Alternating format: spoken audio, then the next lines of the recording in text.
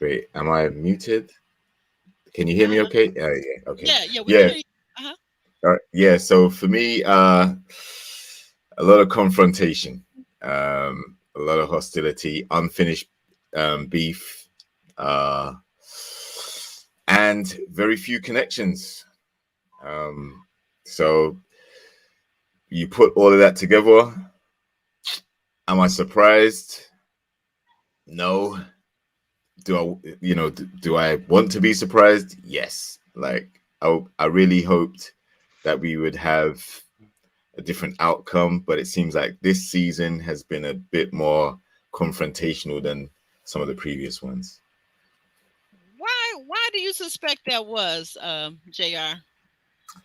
Man, I think a lot of the castmates just didn't like each other, and some of the experiences they had with each other, they held on to it and decided Yeah. to bring it all into the reunion and then try and have their clap back or their final say on it, rather than just letting it go.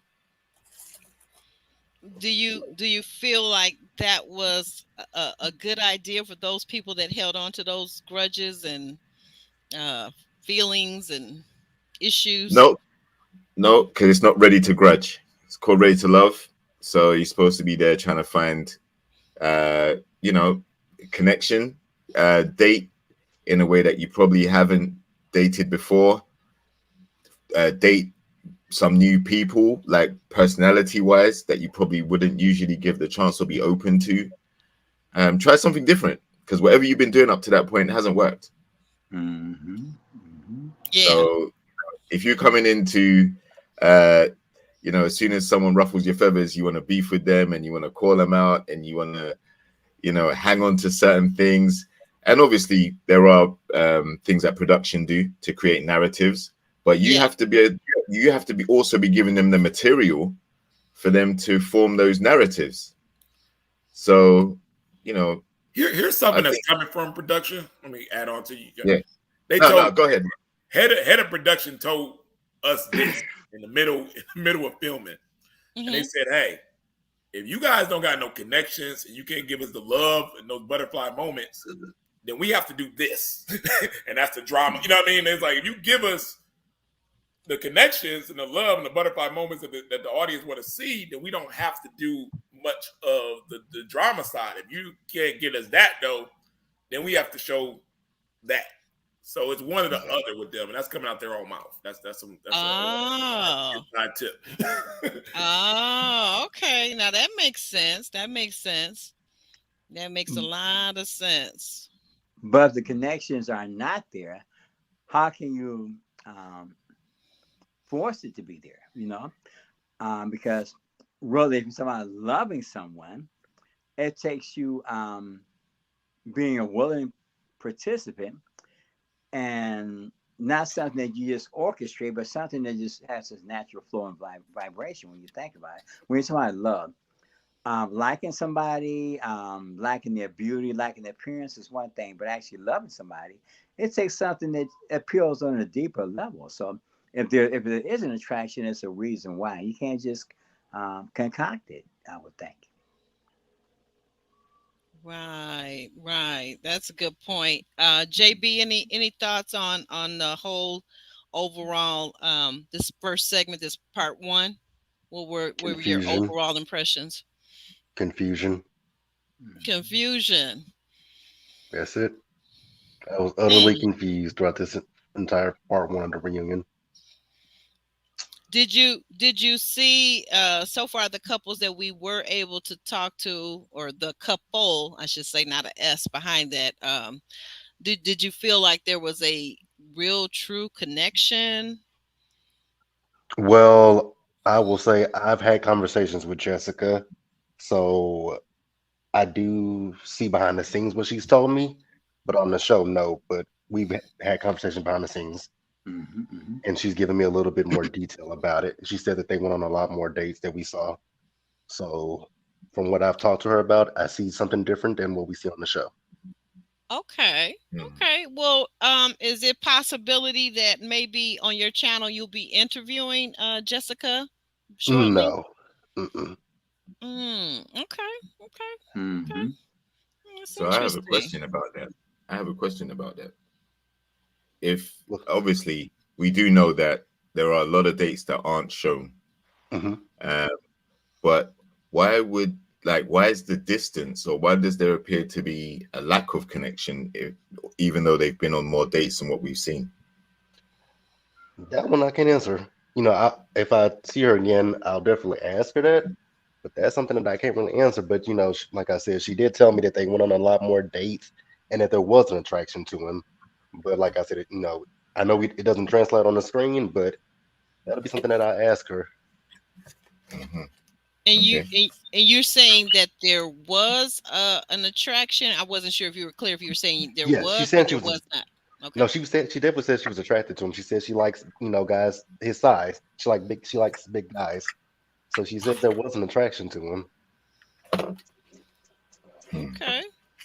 Yeah, I think I've seen her. Maybe I believe it was Crystal XO. Shout out to Crystal XO, where she said that she liked a fuller, stout, a stockier guy, like maybe like a Mhm. football player type thickness, heavier set, and she liked them with a little bit of a little bit of a stomach even. When And they Mhm. six, I've when they heard six women four, say that. Hmm. I'm so when they sorry. 6'4", Uh, you know what? And he's not 6'4", I don't think. But Five, He's five foot not. four. would you say, Jr.? Are you being funny I over said there? he's closer to 5'4". You know what, Jr. Mhm. Turn in your car right now. You're wrong for that. You're wrong for that. You're wrong for that. You are all wrong of for them that. women like them a little stockier guy when they clipped his height. You know what I mean? When you the big teddy, you know what I mean? But it don't work Yeah, the other like way a around. teddy bear type of guy. Yeah, but those guys be 6'4", 6'3". The one they be talking about be tall. They're big and tall. They're football players. When they talk about offensive linemen, they talk about big, But Ron, tall guys. that's you as a man saying that. You're not a woman. You can't say what women like. You're a man, Yeah, it's right? my job as a single man to know what women likes. Yes, I can say that. So you think? So you saying you gonna grow you a little bit of a stomach and all of that and get Oh no, ready for the I women? keep a 6-pack. I'm in the gym. You I a can't JR. carry a bunch of weight. I don't even know what that feels like. I've never been a big, I never Yeah, had fat on me. yeah. You and JR, y'all the resident gym buffs. Okay, all right, all right. What have you not? Okay, hey there, Monique King. Member and moderator extraordinaire. All my girls in the house. None of them on the panel, but that's all right because podcaster Roro for real is in the house. Let me give her a hand. Let's give her a hand, guys. Good to see you. Good to see you. Roro's got a lot going on over there, so it's a big honor for her to tune in to us and all of you guys. Everybody, I know everybody's got a busy day. It's a lot going on. My son came by this morning and picked me up, and we went off to church, guys. I'm so proud. I was so Mhm. excited. Pastor was excited to see him. All the members were excited, so that was a big deal. Calvin, we even saw you in church today. Yes, I was there. Glad to see everybody. Mm, We had a great time. we had a And great Fred, time. Had a great time in the you know, Lord. Yes, we the did. thing about it is that this is as even though we're challenged, we still need one another. And We that's what do. makes Ready to Love such an interesting theme because these are people that have been single for a while in a different relationship, but they're still looking for love. Love is important to us. Even It though it has is. many challenges, we still want somebody that we can share our life and experiences with. That's what I like about this show. They're young people, they're still growing and still determined to reinvent themselves and get into the mindset to allow them to be great candidates for love. I say so. I think we got to keep some positivity about it because otherwise it'll go a little bit nuts there. Hey, Ravine, Mhm. welcome in. Also, a team member. Ray Venus is in the house. She's saying hey to all the panel. Yeah, Ray some women do. I got a family member that is just as thin, like thin and slim and fit, and she loves a teddy bear guy. She loves a teddy bear guy. I mean, she don't want you if you got that 6-pack. She don't want you. They Mhm. all looking at her, and she looking at the thick friend standing next to the fit guy. So, everybody is different. Everybody is different, so we do know that. Well, we're going to go ahead and get started and get into these notes and get this thing on out the way, right? Mm-hmm. Yep. So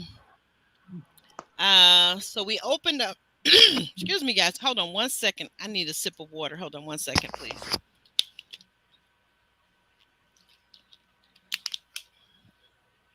All right. So we open up at the reunion. Everybody, all hands are on deck. Everybody's dressed to the nines. You've got the gorgeous singles all there on stage on either side of Tommy for this great reunion event. So Uncle Tommy begins to chat with Curveball Katarina and all of her men. But before he does that, he talks to Curveball Chris. You know, some people call him Chris 2.0. Some people out there in the YouTube streets are calling him Country Chris, but I call him Chris 2.0. Chris 2.0.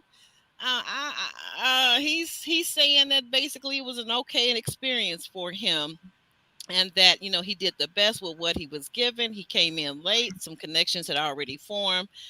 Guys, what are your thoughts on that?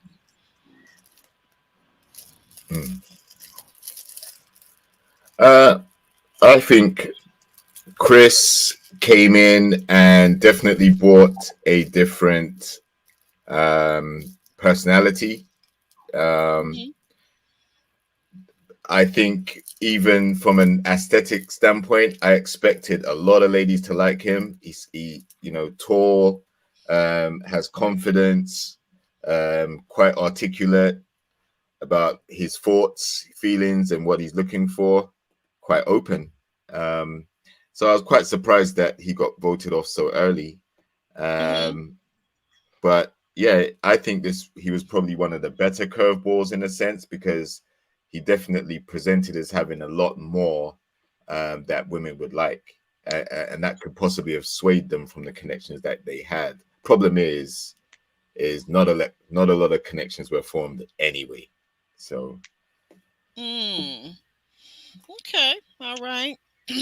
JB, did you have any thoughts about what happened with Chris 2.0 coming in, and as to what JR was saying? You know, we would have thought with him being so tall, good looking, you know, just classic good looks, that the women would have scooped him up right away. Do you have any thoughts on what might have happened? With Chris 2.0, I actually, yes, he's a good looking guy, but when he came in, it was always, every time he sat down, it felt like he was reading off a resume to the ladies. And I think that was what turned a lot of people off, was it felt like he was interviewing for a position instead of actually there to get to know the women. Because initially, I think at one point Janelle liked him, but every time you listen to him talk, it just sounded like a resume, like he was on a job interview. So I see why the ladies got rid of him as soon as they did. He kind of did some. What was he talking about? Basically, what he liked. That he had done some modeling. You know, I thought that was interesting. I, you know, been in that world myself for some years, and I would never be impressed personally. I'm just be real straightforward, blunt, and honest. I would never be impressed with a man who's coming to me in terms of romantically that tells me he's a professional model or has been a professional model. That would never do anything for me, but like, you know, okay, like, how is that impressive for a man? Yeah, I mean, I understand that, because it's also the same with us men. We really don't want to hear about what you do for a living too much, or what your career's about. Yeah, so you're right. It actually goes both ways. You are absolutely right. But I'm saying, but if you're just, you know, even if we're sitting talking and you ask me what I do, you know what I'm saying? Maybe like somebody, I don't know, in some of those cases, like in the conversation, let's assume that the women, they were chatting back and forth, and they were, because, you know, you're just meeting this person. So you probably do say, well, oh, you know, what do you do? I'm a school teacher, or, you know, or I'm into BDSM or whatever with Marvin, yeah, whatever. And so people say that's fine to tell what you do, but you're right. Like, you know, not even for women. You're right. That's a very good point. That's a very good point. I think some of the, well, there was probably Jessica, and she was the main one I can think of. But yeah, it's like she's always in corporate or work mode. Like there isn't, it's hard to see the other sides of her. From what we saw in the show, it's always about her stoic, business-like, work-like personality. And I think someone who rolls off their resume as if they're in a job interview could align with someone who's like that, because it's very work-like. There is no personal engagement. You're not really getting to see the real them at the core. They're always presenting a certain side to them in order to stay corporate. So I would have thought that would have worked with maybe one or two ladies, but obviously, JB's right. It didn't work with some ladies because he probably came across as being more into himself. Yeah, there you go. Now you're hitting on it with JR. To get back to Chris 2.0, that's the vibe I got from him. And and it might not be really who he is. He really actually might have been nervous. I'm seeing some signs. I'm looking at him, and maybe it's just he didn't really know what to say. So you're just kind of rambling and talking, and you end up, of course, talking about the only thing you know, which is yourself, because you don't know the other person. And you're trying to struggle to find things in common. So yeah, it did kind of come off like, dude, are you just into yourself? You just like hearing yourself talk? I mean, sometimes in meeting people, new people, you have to start maybe with some real basic, some real general stuff. I know it sounds crazy, but look at this weather we're having, and move into some other things, like maybe some current events that's a hot topic that's going on in your community, right? And I don't think that was his problem. Okay, what was it then? Because I struggle. I mean, because I thought he was fine. And no, he doesn't have a great. I would knock 9 or 10 of those girls out the way to talk to him, but he doesn't have a great TV personality. I'll give you that. Okay. But his problem, who you choose or who chooses you in the pecking order of Ready to Love matters. So what's the name? The Dallas cheerleader girl really liked him. Kira, yeah. Oh, really? Okay. But yeah, she really liked him. But he was low on the pecking order. That's why Quentin partnered up with Janelle, because he knew Janelle was going to be around to the end, no matter what. So you, as castmates, you got to know that. So like, let's say, my season, if I got with Ida and I put all my bags in Ida's bracket because we had a connection and she's the second one eliminated, well, then I did a disservice to myself because I'm going to be gone next. You know what I mean? Right. You partnered with the stronger castmates, though. You kind of know who's going to be around. Let's say you went straight for Kyra. Well, and around her coattails, you're going to be around longer because if she's giving you the vote, she's not going nowhere. So, you kind of. Well, listen, on that note, because here's the thing. I was just thinking about it as we were talking about Chris 2.0. What if Chris 2.0, who has no children, fresh, clean slate, and who wants children and wants to be married, what if he and Jessica had partnered up earlier on? That could have been something right there. That could have been what these people call the so-called power couple. He is not a Jessica's type. His type probably would have been Kat, but you can't have two wild cards talking to each other. That ain't what they were here for. Well, unless you're Carmen and what's his face from Potomac, Carmen and the two curveballs ended up together. Carmen and Donovan. Was it Donovan? Carmen wasn't no curveball. She was there the whole time, wasn't she? No, Carmen was a curveball. She came in and her first date was with Laverne. I remember distinctly because Carmen, the reason why I remember, Ryan, because guess what? Because Carmen was supposed to, she's the only interview that we got secured, did the thumbnails and everything, confirmed the dates, and then she canceled last minute. That's how I remember Carmen. Yeah, Carmen's a little different situation though, because she wasn't going nowhere. You know what I mean? They had to put her with somebody because Carmen's got a lot of power within that casting situation. You know what I mean? She's right. Yeah, I hear she's big wig in Potomac, right?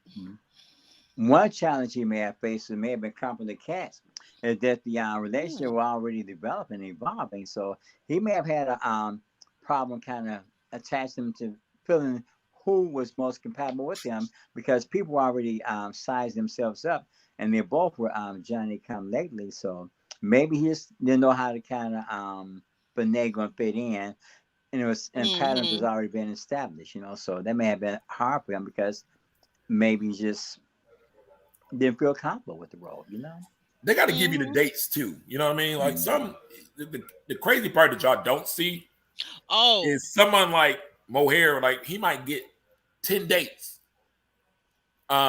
straight in 3 days. And Chris 2.0 might get 3.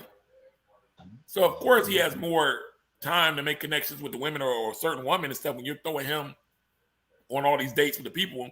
And Chris 2.0 don't know this. He thinking everybody only had 3 dates.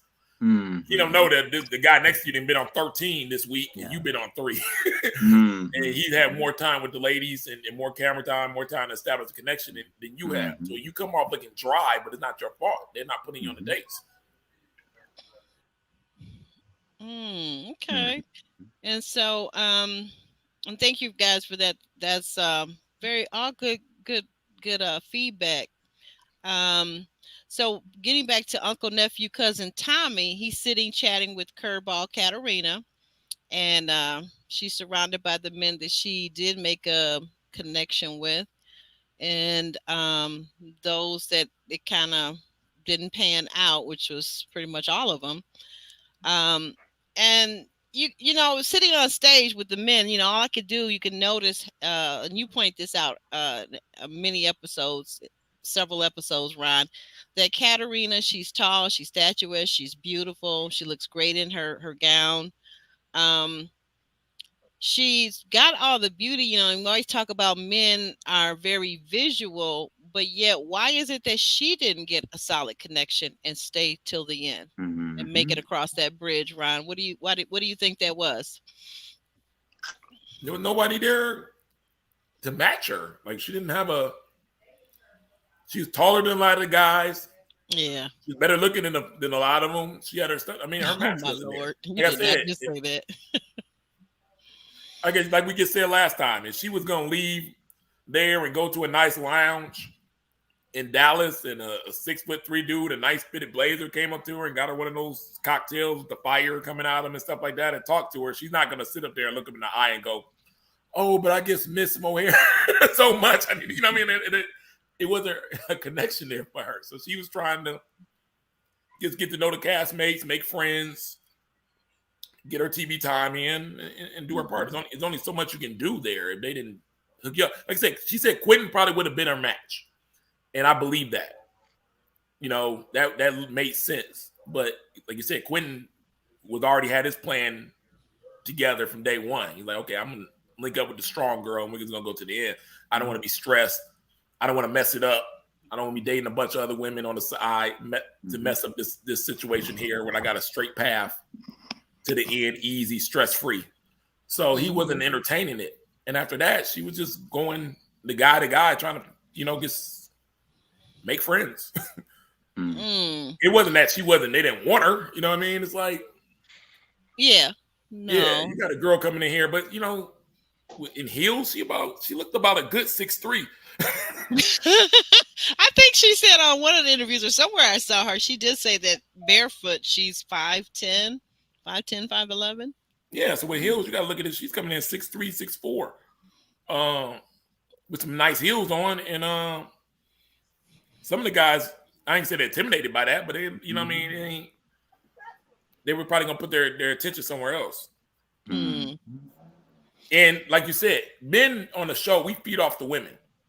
So she's told herself that she wasn't really an aggressor either. She's used to guys pursuing her. And it doesn't work that way on Ready to Love. We need the women kind of showing us interest and stuff in order for us to pick them and be all in and stuff like that. So she couldn't, her personality wasn't even fitting for what you do. You know what I mean? You're going to have to butter up and give the guys compliments, even if they don't deserve it and things of that nature, to kind of flirt and use your representative to butter the men up to get their votes. I mean, that's usually how it works here on Ready to Love. When the men have the power, you get phone calls and the girls, oh, hey, how you doing? And then when the women have the power, you don't hear from none of the girls. Okay. Oh, these people. So yeah, you got to be flirtatious and things of that nature. The girls, I don't think she was feeling those guys enough. She said, you know what? Now you bring up a good point. I'm gonna go over here to JB and see what he has to say. You know, Kat did say that she is not accustomed to coming on and kind of pursuing men. JB, what do you think about that? Do you think that her beauty alone, her personality should have drawn the men out to her, or what did you see in this season? With Kat, I mean, she is a beautiful girl, but watching this entire season, it just looked like she was just doing musical chairs because she never had a solid connection from what I saw, especially when we got to the end. She said she had a connection with Maurier, and it's like, where did this come from? It makes you wonder if she was doing this, like, trying to get to the end, so to speak, because she went from having a connection with Phil, Herbert, and also Marvin, but then at the end is Maurier. So I was a little confused.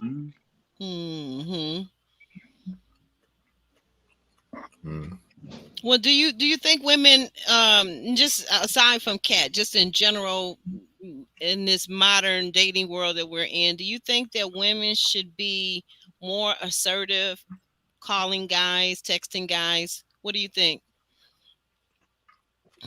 Personally, not really. Okay. I still feel that, if a man is interested in a woman, then you pursue her. All right now. I disagree, but Ron, I knew you were gonna have something to say. Okay, give us your take on it. Okay, give us a short version. You gotta act like you want a man. You want a man. You gotta go get your man. Like, what do we? These women acting disinterest. I don't need a man. You already got the I don't need a man culture going around. Men are already feeling this type of energy, and then you're gonna play nonchalant on top of that. You think that's gonna work? That ain't how that works. You better show him that you're interested. And force him to make a decision to step it up or not. Do you agree with that, Calvin? Do you think? What do you think? Well, what I'm looking at is that you have to show interest in one another, and you have to advocate for one another, because that's all. These are people that are 30 plus, so therefore they've been dating for a while and they have different scenarios with different people, and you should be willing to be a part of something new and different, because dating requires that you be feel a vested interest in somebody. Unless you just into convenience, that's different, but you're into a commitment, you should be able to size a person up based upon what your needs are. You can't just be into yourself, but then you want that person as well to not be so much into themselves as well. You should be in tune with who you really, at 30 something, you should be moving into a different direction so far as the kind of relationship that you want, and you should pursue it accordingly and be more selective and in tune with the person that you're pursuing, as well as what your interests are. As there's convenience and then there's commitments, two different methods of approaching things. If it's convenient, you're not going to just go by looks or a job, because that's something that can change if it's out. But if we're looking into something sustainable, you're in tune with that person, how they really make you feel, Stay tuned says that beauty captures attention, substance keeps attention. Do you agree with that, JR? Yeah, definitely in this setting anyway. I think when it comes to Katerina, I probably would have thought she would have gone with maybe Chris 2.0, or had an attraction to Herbert, and that would have worked. Both quite tall guys. Both presented well, unproblematic, and both seemed like guys. And I thought that would have been more her flavor from what I saw of her. But her connection with Maurier surprised me. I mean, she also did have more of a understanding approach to his spiritual views, his spirituality, as opposed to his other two connections, Janelle and Jessica at the time. They just slammed the door shut and said, you know what, you're into this voodoo and we ain't into that, basically. But Katerina had shown a lot of interest to say, you know, she's at least appreciative of it. And yeah, so on the hidden date that was shown, where he said, you know, they definitely become friends, but he doesn't, you know, he feels like his attraction is more elsewhere. I was like, man, I don't see how he can he can choose someone who's not accepting of his lifestyle. Kat was, you know. Right. So yeah, I think Katerina is probably, you know, there is a guy out there for her. There's probably many guys out there for her because she does seem like a nice person. Oh yeah, she does. But on this show, you know, some guys had already established who they're going to be with, like Ron said, and some guys got eliminated before they could even stay to make that type of choice. So let's not act like he had a choice, though. Like, come on now, we got to be realistic. She said it was a friendship. It was a friendship. Why was she crying, wasn't sitting back on the couch making a decision on which girl he was about to take to the sunset. Ron, why was she crying though? Did you understand why she was leaving the crying? show? She was leaving the show. It was her exit. See, yeah, but we're months later. We're at the reunion now. Like I got my good face on. I'm not messing my face up for nothing. Somebody better die before I'm crying. I'm sorry. Yeah, but Ron, you also have to realize that he only has a friendship with Jessica like that, as far as what we can see. Like by the body language, by the interaction. Real friendship though with Kat. Listen, the Jessica, forehead. Jessica does have a little, you know, I told you I could see the Jessica and him thing working out later on, maybe, but you did say that. Yeah, the thing with the Kat thing is even if, let's say and I don't even believe to even say this, but let's say they were gonna give it a try, the competition would roll him over. Like it wouldn't work that way. So Jessica and him, I think, was the better fit. But like almost like if you remember season 3 in Houston, where Andrea got all that flack with the Calfani thing when Calfani went back to his ex or whatever like that. And I'm like, Calfani knew he couldn't get Andrea. You know what I mean? Like he went back to his ex, and that was his choice, the only choice he had. If he could have got Andrea and then went up to the sunset, and she was gonna be with him, he would have went for it. She's gorgeous, but there's levels to this. This because it's 10 castmates and 10, you know, and 10 women and 10 men don't mean everybody gets a connection. Everybody's supposed to hook up with each other. Everybody's on the level of the other person in the sexual dating marketplace. It ain't that. So just because they're on the same show and they're talking to each other and they're friends don't mean they get supposed to connect. No, he's not on her level. It just is what it is. Okay. As Ron says, it is what it is, and we better accept it because if you're in the current modern day dating marketplace, you better match that person's good looks, or else you will not be a power couple. And she got to be attractive. Yeah, it has to be. I say that in air quotes, okay? Because I don't believe in power couples. I'm sorry, but Aubrey, I wish it was a situation where it worked the other way around. It doesn't. And like I said, if it did, I know about 10 castmates and past that would be in her DM right now testing the relationship because they wouldn't believe it. It'd be on her. Yeah. Oh, okay. So thank you for that. We're gonna move on. So they changed the scene. They changed the castmates on the stage. We get Comic Red out. We get Unique. We've got Janelle, who seems to be in just about every segment. Janelle is out with her man Q sitting next to her, but you know there's a little gap in between them. But basically, we're talking about Red, the comedian / DJ. And Red is really taking offense to something that was said by Unique early on in the show, which was that she called his job a quote unquote thought job. Now, Mm-hmm. is it me or was this man never able to let this go and move on and just date, productively after that? It's like his whole ego was crushed.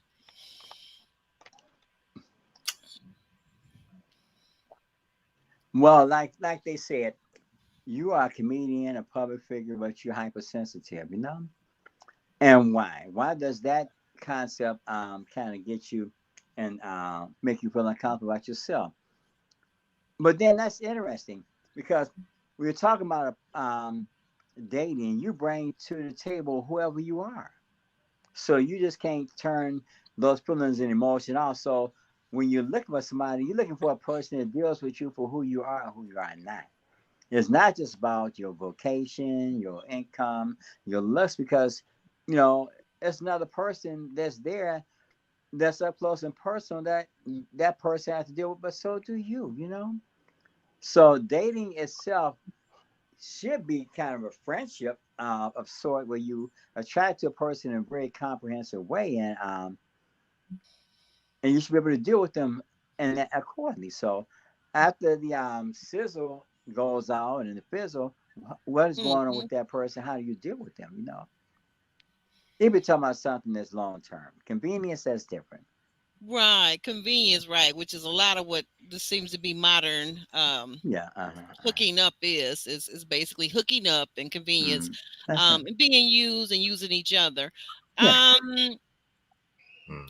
Calvin, I got a question for you. So, more specifically, I don't know if you caught that Unique called this man's, and he feels like he's a very reputable man. He's been Yeah. married, he's Mm-hmm. divorced, he has two sons that he's raising. Um, how did you think that? How was he supposed to respond to that? Did he respond properly to her saying that the occupation or the job that he was in could be considered a thought job? Well, first of all, I mean, I'm not sure what a thought job is, Oh, okay. Oh but my. but what I'm looking at is um, who are you at the core of your being? You know, the job is one thing, but who are you in your up close and personal? Because the job is an extension of you, but there's something inside you. Do you make the job, or does the job make you? You know, you have to I think. heard that. And I I heard mean, you know, that. because really, whoever you are is transferable. But Mm. if you are all about that in your job, when you come home, you crash, and there's something is wrong with you up close and on a personal level. Because your job can give you that all that, but when you come home, who are you behind closed in your private moments? That's the key. Because Mm. your relationship is not just restricted. Your relationship with yourself, and you're on stage, and you're all that, but you fall apart in your private moments. For example, I'm just going there not to be belaboring, but Will Smith, he's so stellar on the screen, but when he come home, he's not what he's falling apart. So you know, it's more to a person than just their job. It's who you are that makes a Mm. difference. You know. Hmm. Yeah, I would carry on from definitely what Calvin's saying. I think Red's problem is he leads with his comedy slash DJ work. Like he leads with Right. his career. So it's a very important conversation piece, a very important part of his identity that he likes to present at any given opportunity. He does have a 9 to 5, and he hasn't Right. spoken about that the entire time on the show. And that's actually a more stable, lucrative career. But I won't say lucrative, it's a more stable career, more normal career. But he likes to lead with the other stuff because that is what gets him opportunity and visibility in the entertainment field, right? NFL, NBA, all these different corporations and sports organizations paying him to do that. He kind of may have thought that some of the ladies would have been wowed by that, when in actual fact he came up against Unique, and Mm-hmm. Unique basically, not only did she not know who he was, but she wanted to shoot down his ego with that comment. Mm-hmm. Yeah. So that's why he didn't let it go, because it was like a very personal shot that he probably thought the audacity of this girl, first of Yeah. all, to not know who I am, but then to try and say that my job's a thought job. And that hampered his dating because he spent a lot of time concentrating on that.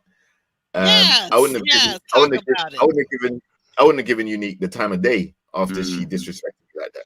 Like she would be out on an island by herself trying to Yes. talk to Marvin. And like I said already, Marvin has the biggest FOT job out there going. It's actually a sex industry vocation that he has, and he leads with that all the time. And she preferred that. So she contradicted herself big time. She shouldn't have even said anything about Red's career, to be honest. Mhm. But Right. 'Cause she's yeah, in the same field. So basically they're both in thought jobs, according right. to her, quote unquote. Right, but the problem is when he said that to her, when he actually sat down and said, "Listen, so that means me and you are in the same thing then," and she was like, "No, definitely not." And then she even went on to say, "Oh, so he's petty because he's now calling her a thought because she's got a thought job and he's being petty." No, if he's being petty, then you were petty initially. So Yeah, she was. um, She was. yeah, so all he did was match her energy, and he shouldn't have done that. It was a waste of time. He should have carried on dating the other ladies who he had a connection with, which apparently was Janelle, according Right. to him. Well, And we he's kind of still saw that connected to her at that too. was that pickle football game, whatever that thing was. Yeah. That weird. Yeah, we saw Flag- that. We flag saw the game. football. Right. We saw that. And can I just say something? If I may, JR, to your point, I think you make some excellent points. But I also feel this, and this is just my intuitive feeling. It could be totally wrong, but as I was watching the reunion, I honestly feel like Unique. I think when they played it back, so early in this season when she made that comment about that what he had was a thought job. Mhm. Again, she's right. She never did say that he was that, but that was the type of job. And I actually do get, because we women, and I'm sure you guys, like, let's look at it. If a guy were dating, if he met a woman and then he found out later that she was an exotic dancer, that would be a job that comes with a certain kind of baggage, correct? So Of now course, for that's taking women, off clothes though. I'm sorry. That's taking off your clothes though. Yeah, correct. It is. But I'm just bear with me for a second. But I feel like I got what she was saying, that if you're dating a guy, in other words, a guy that's out there, so a basketball player, any professional ball player, a DJ, a comic, like she said, men that are going to get a lot of attention from the ladies. Doesn't mean, like you said, maybe they're not taking their clothes off, but people are watching them and they know that maybe they make XYZ money, or in the case of entertainment, they thinking, oh, well, they know so and so, they're going to be a big star one day, whatever the thing is. But what I'm trying to get to is that I felt like intuitively, she made the comment, she basically put her foot in her mouth, she made a mistake, but what she did was she put 20 on 10. And She doubled down. Yeah, she did. She doubled down. She doubled down on it. And like you said, to your point though, but Red, I don't understand why he bit. Well, that we was got like we got a group of cast members that are highly triggered by one another, and every time one of them says something that triggers one person, they go for it. They just lose their cool. They have no composure, no grace, and no just to sit back and just say, you know what, I'm gonna let that slide. And like you said, I'm gonna move on. I'm gonna move around. I'm gonna look at these other nice ladies. You got 10 beautiful women. Why be bothered if you don't hit it off with this one person? You got 9 other ladies to talk to. But that again, he actually did speak to other ladies, but like I said, I think he wasted a lot of time with Unique, and there was no connection there.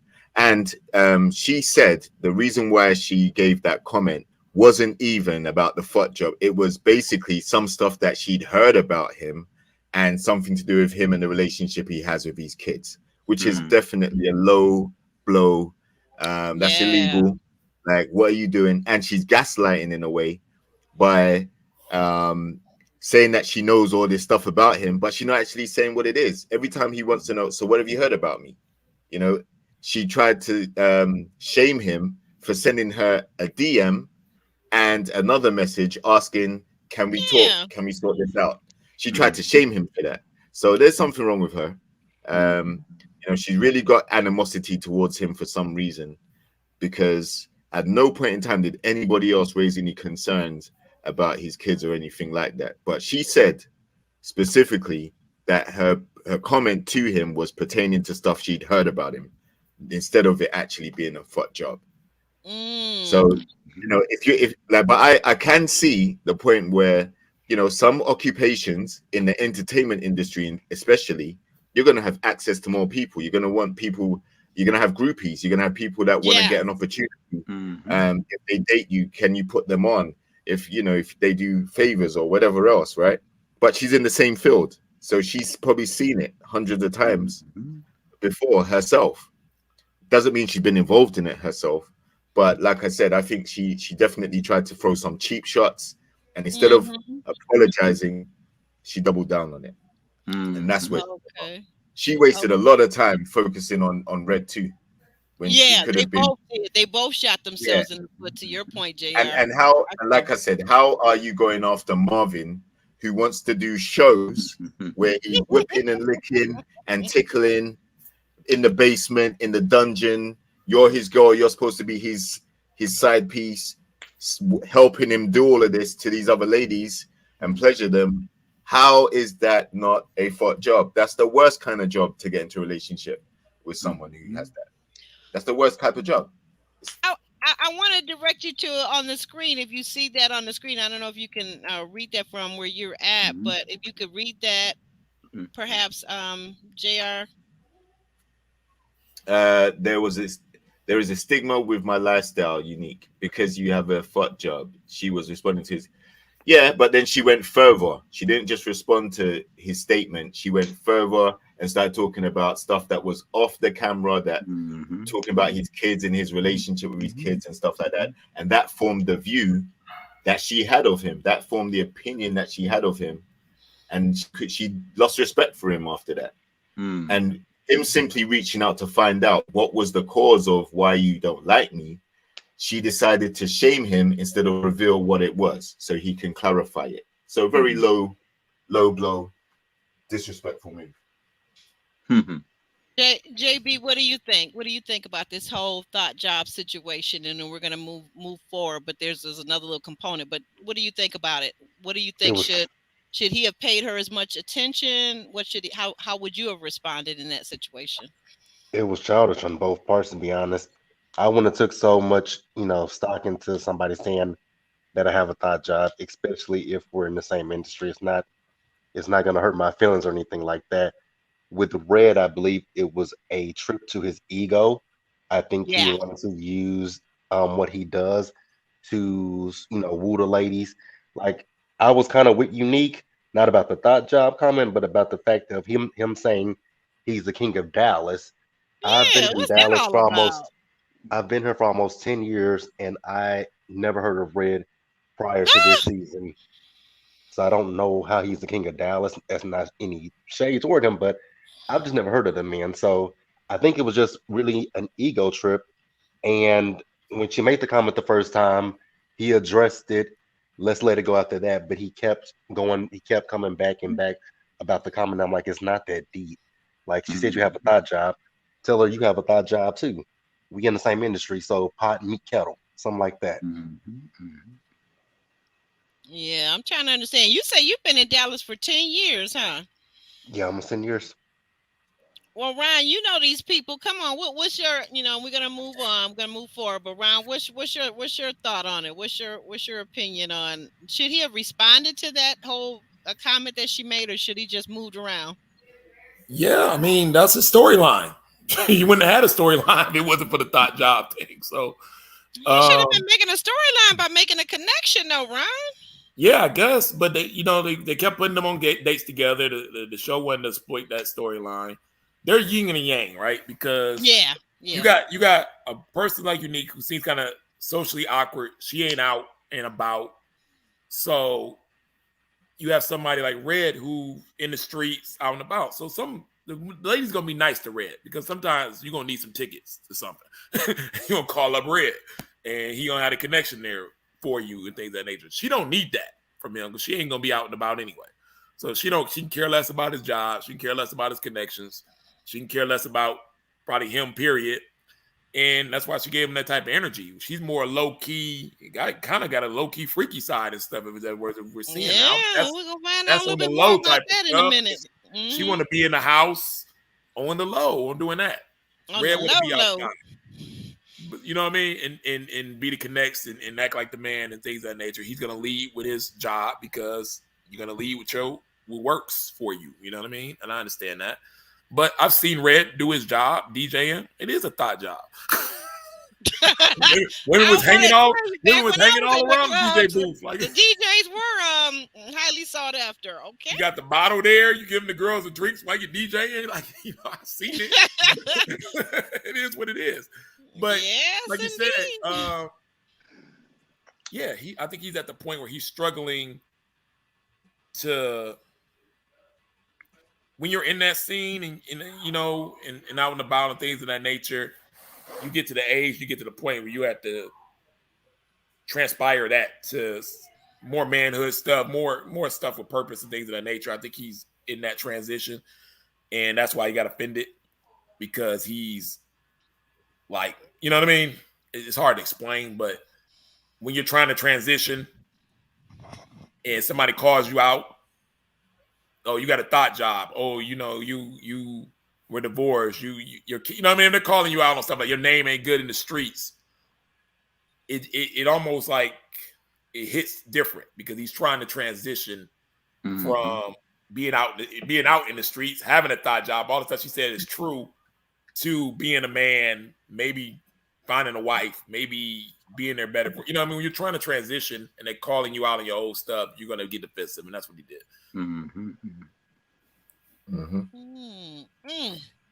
Yeah, I guess it's kind of hard because on the one hand he wants to keep his reputation, because one of the things she said about his name, out in these streets, and I just thought when I heard her say out in these streets, I thought that was a figure of speech, but then he wanted to say, well, my name is not out here in these streets and my name is Gold, and it was just, I don't know. I'm like, you know what? I think you protestive too much. You really. But it is out in the streets, because if you out and about in the scene, this is the problem. People think they know you when they don't, because they see you a bunch of times, out there. So they're gonna judge you. They're gonna see you talking to a couple of ladies. They're gonna judge you for that. So your name ain't good in the streets with all the ladies and things of that nature. They're gonna tell you that to your face because you have some kind of power structure in what you do, but it's probably not. And he has to accept that. And the only way to get around that is you can't do that job. You can't be in the street. People have to transition out of that if that's what you want, or stand on it. But you can't do it both ways. Exactly. And that's what a lot of people in the chat are saying. They're pointing out that he pointed out to her, to Unique, that he wasn't being taken seriously by the women while he was trying to date. Part of that reason is, and I surmise, is that if I were to meet a man and everything else was check, but he told me he was a DJ, a comic, you know what? Nice meeting you. It's been good. It's been real. Let's just stay friends, because that you don't want your guy to be in that type of position. It's a little much. It's a little much, especially at a certain age. So would you have that same energy for Quentin? Would you have the same energy for Marvin? I probably, depending on how I know him. Like, I know he's a trainer, and like she said, she felt like that was a same thing, quote unquote, the name that she gave it. And basically, you notice that she didn't respond to Tommy when he asked her, was his job a thought job? Yeah, exactly. Basically, all the men on that stage, from what, according to her definition. And I'm not saying it doesn't mean that a guy has got to be loose. He's got to be, out there slinging it and just, no morals, no self-control. But I don't know. That thing with the training, I don't know. That's a question mark. That's a question mark. But the DJ. And what about Marvin? The DJ? Oh no, he would never. He would never. Exactly. So that's the point. That's an obvious no, because I'm not into polyamorous relationships. So that's a clear no for me. Like, but he is a relationship guy. He's a relationship guy, though. He's a relationship guy. I don't care what he's but for his occupation, guy. That relationship is crap. I mean, Long like, as Mhm. he's, come on now. but You want me to fall in love with you, put all my time and energy into you as a man. Okay, fine. And then you want me to watch you? No, we can't even say. We I can't mean, even that's say the you sexual do. stuff, You know, though. It's more yeah, than a relationship than that. yeah, but Ryan, for those You're who going to be like it, helping him do it, Aubrey. for those who like it, like my favorite expression is knock yourself out. That's not me. And I think that's what a Mhm. lot of the ladies were saying, except for Unique, which is interesting because Exactly. guys, do you remember, to your point, JR? This is good. You're making a good point. Do you remember that Unique early on? The guys were saying that she seemed unhealed. I got that from her throughout her whole time on the show, that she was very unhealed, and the fact that she chose Marvin showed, like she said, she loves red flags. She, like, that was a whole walking red flag for her, and she walked right on into it. But Like, was he? really? Is Marvin a red flag? Yeah, for her. How do we know that? He's Because Korea. go ahead, tell him, JR. Listen, he's going to be in the basement making money, pleasuring other women. Who cares? You Exactly. know how many millions of people are in that lifestyle that are married and Doesn't having matter. thriving relationships and careers all over the country? But you're not Yeah, that's listening to them. what JR and I are saying. We're saying Mhm. that this is a woman that is unhealed. She showed up from day one when Chris met her. Remember, Chris met her, or maybe it was Brandon. JR, who was that met her and said, wait a minute, she seems very unhealed. This is a whole continuing theme with this lady. You're missing Yeah, the point that we're making. yeah. I remember. I can't remember if it was Chris or Morier that said that. Yeah, I I can't can't either. remember exactly. But no, but they identified that. But still, she even admitted on this stage that that she's had some low quality sexual experiences, and she wanted to Yeah, that attracted her. So that's not love. right. That's how you know she's not healed, because trying to seek therapy for what she's been through having a highly sexual, adventurous relationship, that's not love. It's going to lead to more problems. You need to address what the actual problem is that you went through, not try and mask it by getting with a male dominatrix type dude who's going to Mhm. tie you in the Right. basement and whip you That and man's tickle in a you to death. relationship right now, though. A solid one. The only one up there that's in one. Yeah, he And is. He is. yeah. And this is the thing. When like, so according to him, he got into a relationship a week after he got voted off. He found a lady, he DM'd her, they clicked, they connected, they started a relationship. Now, Unique says she even went to one of his shows after filming. She went to one of his shows. And by then he was in this relationship. And that's what made her realize, it's not worth pursuing anymore, because he already is in a relationship. Yeah. So she would have pursued him fully if he didn't have that relationship. And clearly he chose that new lady over her too. Mhm. I'm here to tell Unique, first of all, from what my purview from watching the show, whatever happened when she put her hand up, did they kiss? Did they not kiss? Did they feign a kiss? Was it a fake It kiss? looked like a I don't kiss. It looked know. like a real kiss. Okay, but listen, here's what I'm going to tell you as a woman. This is what I know as a mature woman. Whatever she did to him on that kiss, when he came up, the look on his face, he did not enjoy it. Okay, let me just say that. So I've never had that problem myself, right?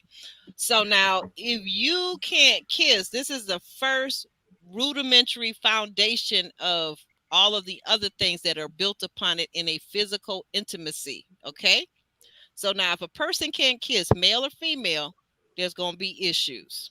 Does that make sense to anybody out there?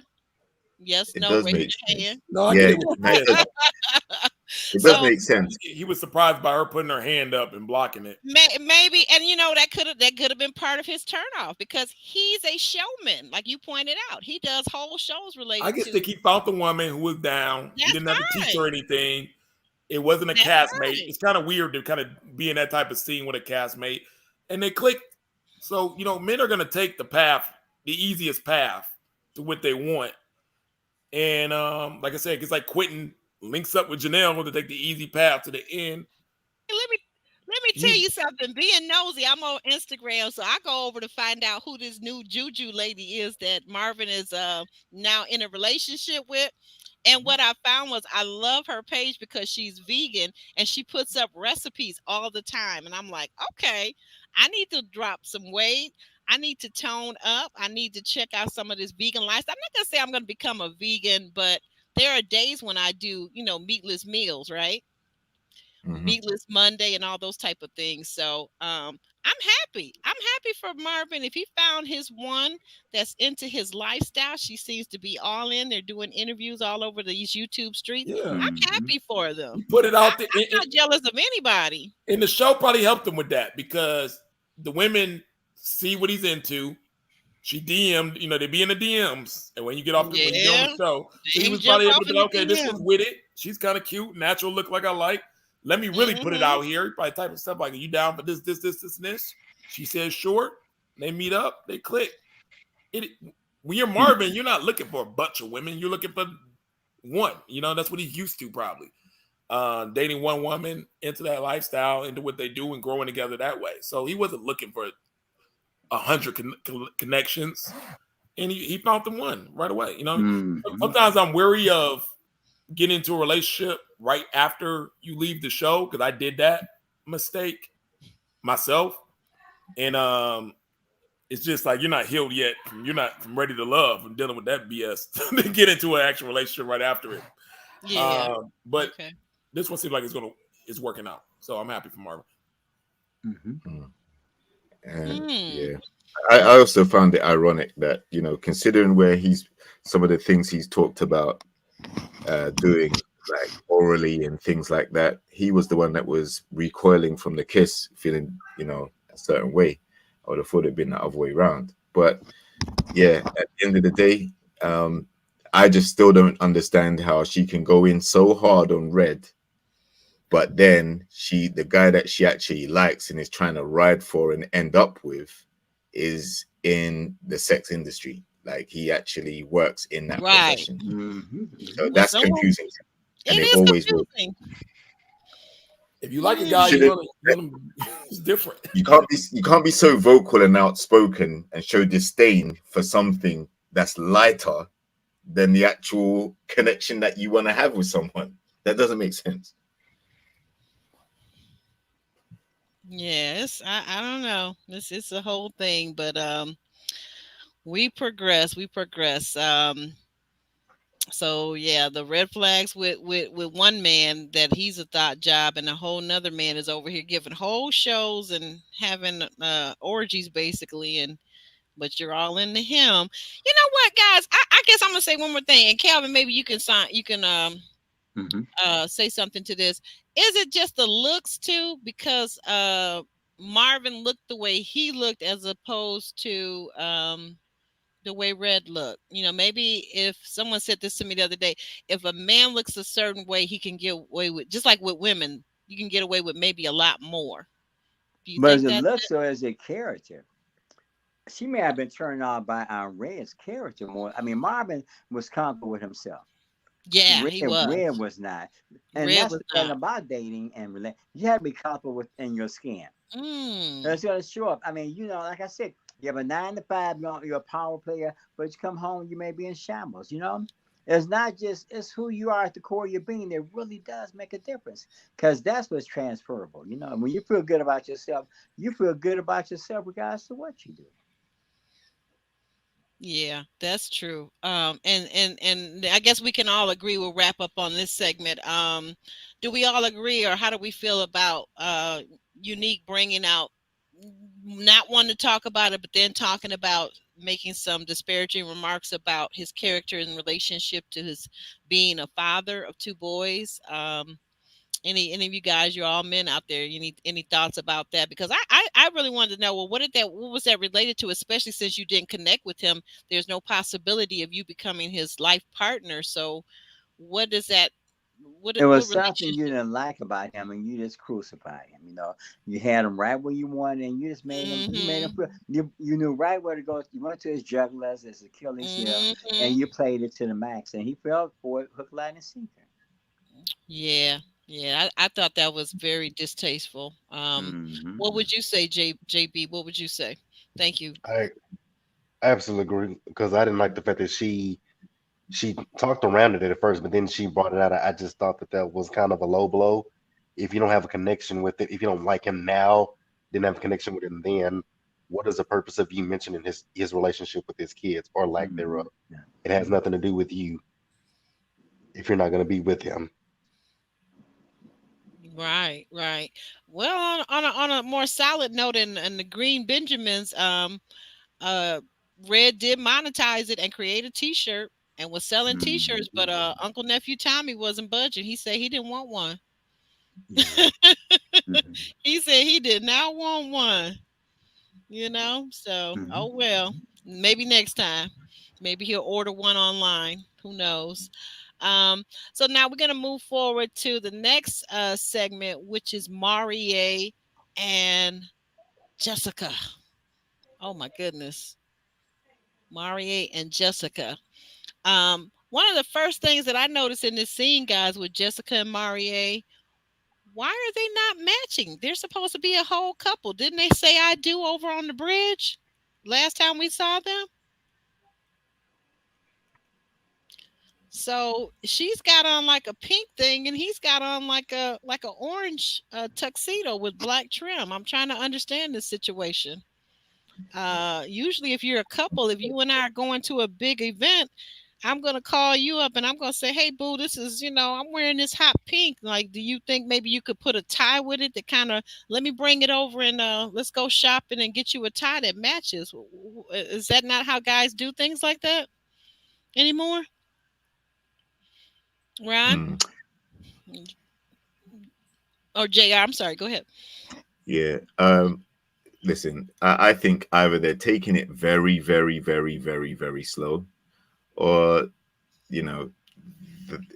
their connection isn't as strong as what they're making out. They did say that they were going to couple up on the bridge, and you would have thought that there would have been some growth, some closeness. I'm not necessarily saying hold hands, and everybody conducts their relationship different. She has said that she's not a big fan of PDA anyway.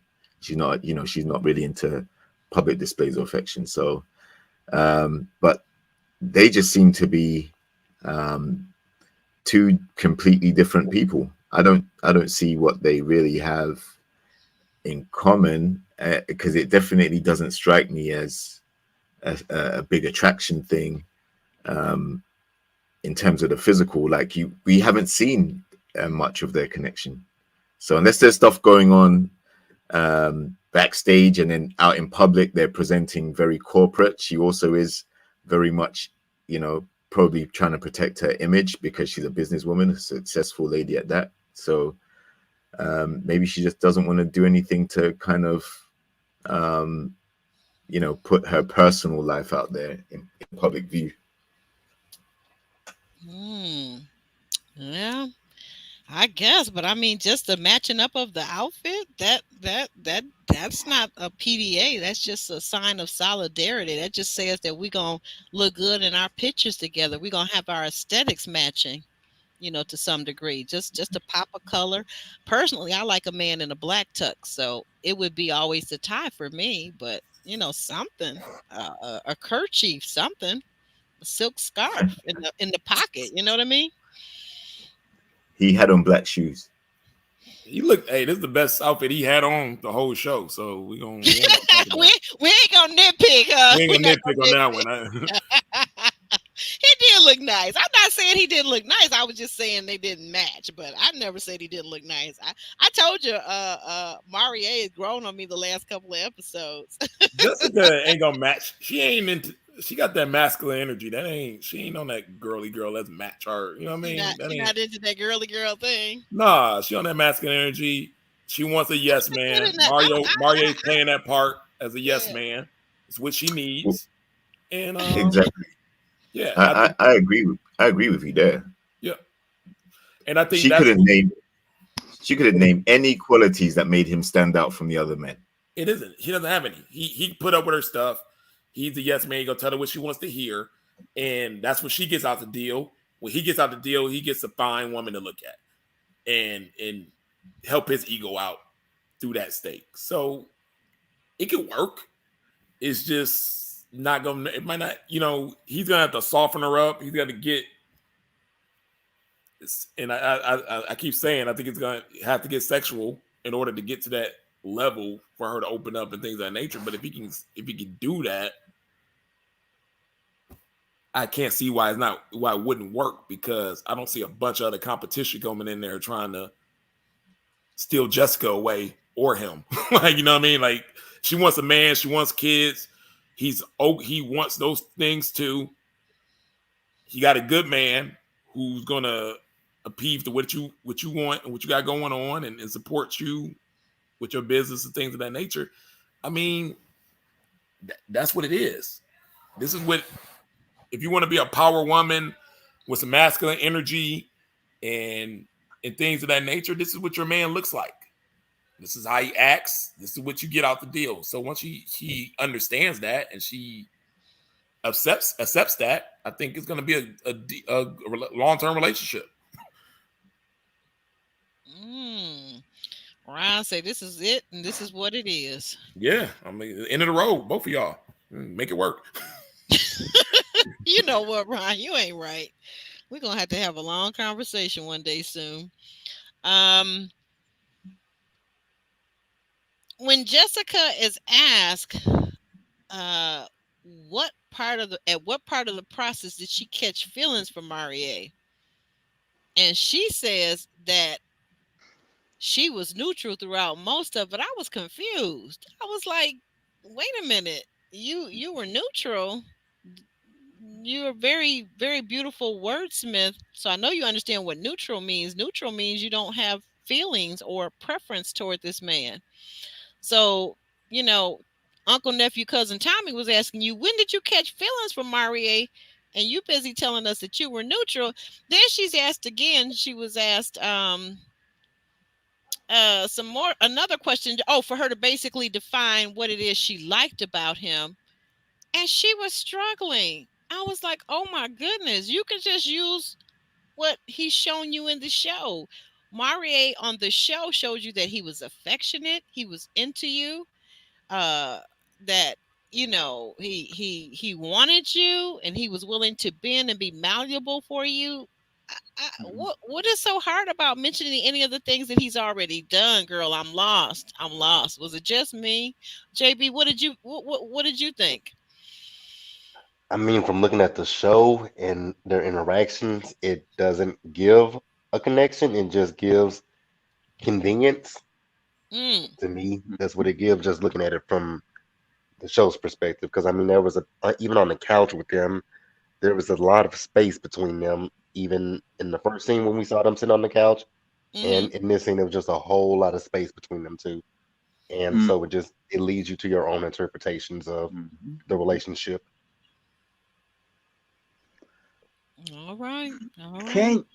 I mean, you have a time frame that you operate from within the show setting, and falling for, I mean, liking somebody is one thing, loving them is a different set of particulars altogether. You know, you're attracted to them on a deeper level, and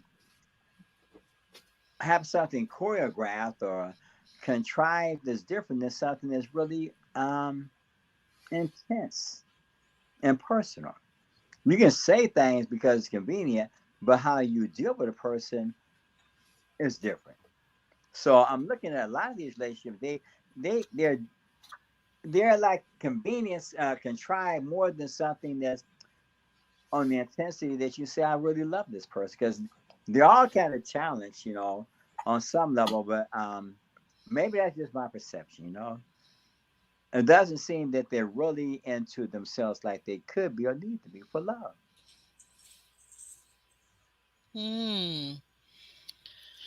I'm just after all that we've been through with this couple, I feel like it should be given more. I know that's wrong of me as a viewer to be all up in their business like that, but I'm invested. I need to see more. JR, what about you? Yeah, I think if you've got a connection and you've done the dating process in front of, you know, all of us viewers, and commentators and also the cast members know that you're solid on each other, then there shouldn't be any reason why you're going to be restricted as to, like not holding hands or, any type of closeness. It's confusing. But if that's, I'm sure they've discussed how fast or slow they want to take their relationship in terms of the pace. And he seems to be riding along with it. He's cool. He's happy where he is supposedly. And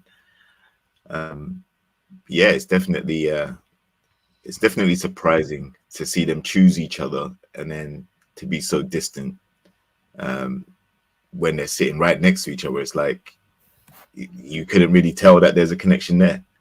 Like if you hadn't have seen them choose each other at the bridge and you just watched this reunion and the interaction between the both of them, there wasn't really a couple type vibe there. Right. And Right. and judging by what Mary Jackson just said in the chat, homegirl couldn't put the two words together to say something nice about him. Nope. I get it, but it's not always fireworks. I mean, there are boring couples. It's a boring couple. Now that's true. Yeah, you know But what I mean? starting out, you're boring. That's Yeah, some of it start out that way. Oh, They that's a always good push point, the fireworks. Kelvin. They both kind of you see it a lot in DC couples because that Jack and Jill thing, people will partner up. Okay. And that's their couple and they chill. There don't be a bunch of honeymoon phases and a bunch of fireworks and stuff all the time. It's just like, hey, we see each other a lot, this and that. We got these such things in common. We got these same goals. Let's partner up. But that's a business relationship as opposed to that's more of a for convenience because we can do things together because we have the same interests. We can be movers and shakers. But then people can say they say on TV these couples, they say, wow, we're so in love, but 6 months later they can't stand one another, It's a difference when you come together for business, but we come together for a commitment, and then you say, I just can't deal with you. But I think he likes her. I think he's willing to wait until she grows enough connection for him. And he's just buying his time and playing his part. It's not there yet. It ain't been enough time for her. Okay. And his only competition is going to be with her work. Now, if she pours herself into her work and he doesn't get the time to grow on her because of that, it's not going to work. Mm-hmm. But if she gives him the opportunity and gives him enough time, I think eventually he'll grow on her enough where she'll understand that, hey, this is the option that I have on the table. I do want a man. He's been consistent. He's been nice. He's been, in my corner. Let me give in. Yeah. And then it'll go from there. I think from there, he would do his part to get, to keep the relationship blossoming. Okay. Show Orchard has a good point, a question. Wondering maybe if she was still mad at Marie because during the reunion event, he was basically saying that maybe if Kat had been there earlier and he had had more time with her, almost implying that there could have been something. So, maybe at that point when she gets on the stage with him now, she's kind of like, remember what you said about Kat? So I'm not the one you really care about. That's what you're saying. I'm not the brother. You would prefer to have Kat, but you accept me because I'm available. We've never seen Jessica look no different than she has looked on the stage this whole season. She been mean mugging. That's her look. You know what I mean? She has that resting B face. You know what I mean? That's just her. That's her look. Yeah. Because she definitely. I discovered by the time they went away for that retreat, I said, yeah, she's got that RBF face for sure. Absolutely. She's not gonna give her face. She's not gonna give us too many smiles, and when she does smile, it really just gives her a whole different outlook or a look to her, a warmth to her face. But there's no bubbly with it. It's just a look. We ain't seen the feminine bubbly yet. We have not seen none of that. A couple of times right after Chris was eliminated, she kind of warmed up. She kind of warmed up a little bit to. It looked like remember when she called Marie Pudding? She called Marie Pudding. I think that was on the bridge scene. Remember? On the bridge? The bridge. But look at him now. I bridge know. they showed them, man. They were so embarrassing when they re-showed that bridge when they showed him licking his lips, thought he was about to go in and get the kiss. And Oh then he my got God, blocked. He got blocked Marie. by the denial energy, so he had to go grab her hand, then kiss her hand, and try to. It was, oh my God, it was bad. I never see nobody make it. I'm Ryan. I have to agree with you wholeheartedly. What you said last week, like you're not going to embarrass me in front of my family and friends. We made it all the way to the bridge, doggone it. Give me a peck on the lips. But you put the man in a really bad situation on there because he can't go in for it. He's feeling the energy. We feel energy when it comes to that type of situation. So he went to go in. She gave him the neck. Then he stepped back, grabbed her hands, and said, "Okay, let me go in again." And then she gave him the forehead. Yeah, it was tough. You know, this show got one more season for me because, like, you next Dallas, y'all got to do better. Y'all got to do better. Y'all got put Fine Chris back in there. He didn't give much. Let him be an original player. Don't let him be the curveball. Let him be the original player. And put Brandon back in there too. And tell Brandon to keep his mouth shut about the 4 kids and the wife that he divorced. Was Brandon and remarried. Was he on the reunion? Yeah, he was. Yeah, he just didn't have anything to say. He was there. He ain't got nothing to say. He got voted off early. Yeah, he was sitting hooked up with the lady that got voted off early. I was like, man, you got to production. Y'all got to do better. Mom. You got to give them a scene. You have to. You can't have them sitting there. Maybe part 2. What was the lady that got voted off? Was that Leanne? I don't think they're gonna give her. I don't think they're gonna get them to a part. I thought it would have been on this one. And we've seen it before where they didn't give the first voting out person a part before. But to have them sit there, that filming is 15 hours straight. To have them sit there for 15 hours straight and then not give them a part is the most BS thing production does. I can't stand it when they do that. They did it with Lamont. They did it with a few other people. And you got to write them apart in. Don't do that. Don't have them sitting there 15 hours with their castmates and sitting there and not give them anything to say. But what can you write in though? Does production write a script for them, or do they do it on their own? And we'll ask them a question. Tommy could have asked them a couple questions or had a little segment for the first people that they used to do a little segment for the first people that got voted off, and then they just kind of start doing without it. But you still make them come and sit there all. It's not right. It's not right to do. But what would you say to them though? Is the question, especially for the ones who are voted off the first date. There's nothing really to say. Storyline, you know, like you said, the guy had a storyline with the kids. Man, you could at least ask them how they're dating, what's going on with the life, something. Okay. Yeah, I get it. Because 15 hours is a long time. Is it a production or is it improvisation? No, it ain't improvisation. It's written in the script. They could ask. The production is telling Tommy to ask them a question. They could ask him. He can ask him a question. Because if it's improvisation, they move into their own vibration, and according to they can make some. They can't make a lot of the improvisation talk about points because they weren't there. Yeah, because they were first off. So you gotta actually put them into the script because they can't be commenting on what happened to Janelle and Quentin on week 7 when they were gone week 1. Yeah. Oh, okay, I see what you're saying. Okay, so we press forward, guys. Next scene that we've got Habibi and Sierra on their first date. We see the clips. When he told Sierra, they're talking about this doggone crawfish. That's the thing, and I know it because, like I said, I spent my summers in Houston, been to New Orleans, know about that crawfish. Somebody had them on top of my luggage, so when I got home back to Detroit, my luggage smelled like crawfish. So trust me, I know about the crawfish. But Habibi basically told Sierra after she told him that her mama was tearing up them crawfish and digging them out, and she was only getting 1 to her mama's 10. He said, "Your mama ain't ish." I was like, I was dead. So then we find out that in the ladies' lounge that also Janelle says that on the group date, she turned around and he was right there on her. And, this is YouTube. So, just imagine she's got a very ample, beautiful chest. And I guess he told her what he would like to do with it. And I don't know. I just think it was a little bit disrespectful. Guys, I'm a woman, so I'm gonna take this thing a little differently than you men will, but I'll let you guys get your say. So was it disrespectful, or was it just this is normal guy talk to a woman nowadays? Am I out of touch with everything? What would you say, JB? I would say he was completely out of line for everything that he said. Because I mean, telling Sierra her mama one ish, it was I know he was trying to be funny in the moment, but that wasn't the way to go. And then to talk about what he wanted to do to Janelle's chest, a woman that you don't really know, that's very disrespectful. I don't care I don't care what you can think it in your head.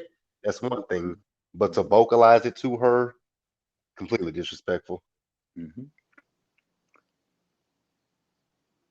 But again, what's interesting is that the content, I mean, each individual bring a certain persona, and then it's like in the dating situation, people are who they are. So this represents different elements that's out there in the dating world. You know, you have to be able to deal with a person based on what you like and what you don't like, and then be selective about who you spend your time and energy with. You know, so it's interesting because even though it's like a process of elimination, that's how dating can be. You have to get with somebody that's really for you, not just based upon the appearance, but again, substantive issues. You know, you can't just gravitate towards a person because of how they look in their job, but how they make you feel. So really, the fact that certain people have a preference for other people, that's all you're seeing when people get eliminated. Habib is not for her, but then she knows that and she's vocal. But somebody else, he may be for. I don't know. I can't tell her how to feel, but I think some of this was overreaction. For one, a lot of the men already, especially in the beginning, are leading with sexual stuff because every man's afraid to get put in the friend zone. So they letting the women know, oh, I like the butt. I like, they're saying this all the time. Oh, I like this. I like that about you, stuff like that. Because that keeps you out of the friend zone when you're trying to make connections, and you need connections to keep you on the show, for one. When you for two, I've met a Habibi, and Habibi's who he is. There's no surprises. So don't act like, you've been around him this whole time and stuff like that, but now it's such a big deal that you got to walk up stage and have your dramatic Young and the Restless moment. No, you know who he is. You know how he acts. He doesn't not hide. He's that person. He says what's on his mind. He says in a joking way. Everybody understands him. So it's like, okay, he's just being funny. He's being Habibi. He's being this, but you're taking it as something different to have your moment and run, and make him look bad. Basically, what you were trying to do, and I don't get it, because I'm like, you knew how he is, what he is. You knew if he said something. Sometimes you just got to say, if somebody says something to you, it ain't necessarily disrespectful if you know the person. You got to be like, oh, stop it, Habibi. You always talking that mess. Or, you can say something like that because that's how he is. Okay. It ain't like a serious moment where a serious guy came up to you that was a stranger that you didn't know and said, but that's it. I was just about to say, not to cut you off, Ryan. I understand what you're saying. You're right. There are sometimes with friends and people we know, or somebody's going through something and we know it, and you can say, you know what, you just on something, blah, blah, blah. But to your point, these women are just meeting this man. I don't know if men today get that women aren't always allowed to feel safe with men, right? And how, to me, like what you said, like stuff that he said, so he would not be in the friend zone, that kind of stuff to me is very high school. We're talking people now, they're in their 30s, mid 30s, late 30s, early 40s, some almost 50. You still talking to a woman like that? You got to keep growing in life. You can't just stay in your high school mind and your body has moved over to 40. You gotta develop that mind and that spirituality a little bit deeper. No, I understand, Aubrey, but he works in the club, so to him, that's the language. Oh, he working in the club. Okay, so he got a thought job. Yeah, he got a thought job. So he does. Absolutely does. I've seen him go up to women, and they love Habibi. And I see in the club when women apply with liquor. Yeah, they wear what they wear. Of course, they think that's cute. Yeah, you know what I mean. So I'm gonna say for a story time, the story what happened to me when I was in the club, and I like I said, I used to stay in the club. Okay, I was that girl back then. But I'm gonna tell you something. Any appropriate touching, and what he said, oh, it would have got him in some big trouble. I have made I have made grown men almost weep in the club. Don't play with me. Don't play with me. Like I said, women need to feel safe. And you men, you may or may not get that. You may or may not care. You may be trying to impress your boys, the other men. But if you really want to have a true, serious relationship with women, at some point in time, we've got to move closer toward each other, Ron. I've got to move closer to wanting to understand you as a man, and you as a man have got to move closer to wanting to understand and cover me as a woman. I'm sorry, that's it. That's all. I understand that 100%. If it was me and you talking, Aubrey, we'd be on 100% same page. But the dude showed up with a Habib on and a saxophone in his hand. Why are you taking him serious? You're not supposed to take him serious. He's not here to be taken serious. You're not here to be taken serious. So why are you taking him serious, making him have a serious conversation? That's why he didn't know what to say. It was so he's looking at her like, why are you taking me serious? Like, you know what I mean? Why I gotta explain a grown man how to apologize? He's like, because everyone's supposed to be apologizing anyway. I'm Habibi. Why are you taking me serious? Habibi got issues. Habibi got issues. We're over in another chat, and another YouTuber, and I began to see it. I was talking to my son about this earlier today. Like I said, we were headed to church. Habibi, some people say, like, here we got one chatter that says that, does anybody think that Habibi is simply and consistently high? Can't believe he's sober. So that could be a thought.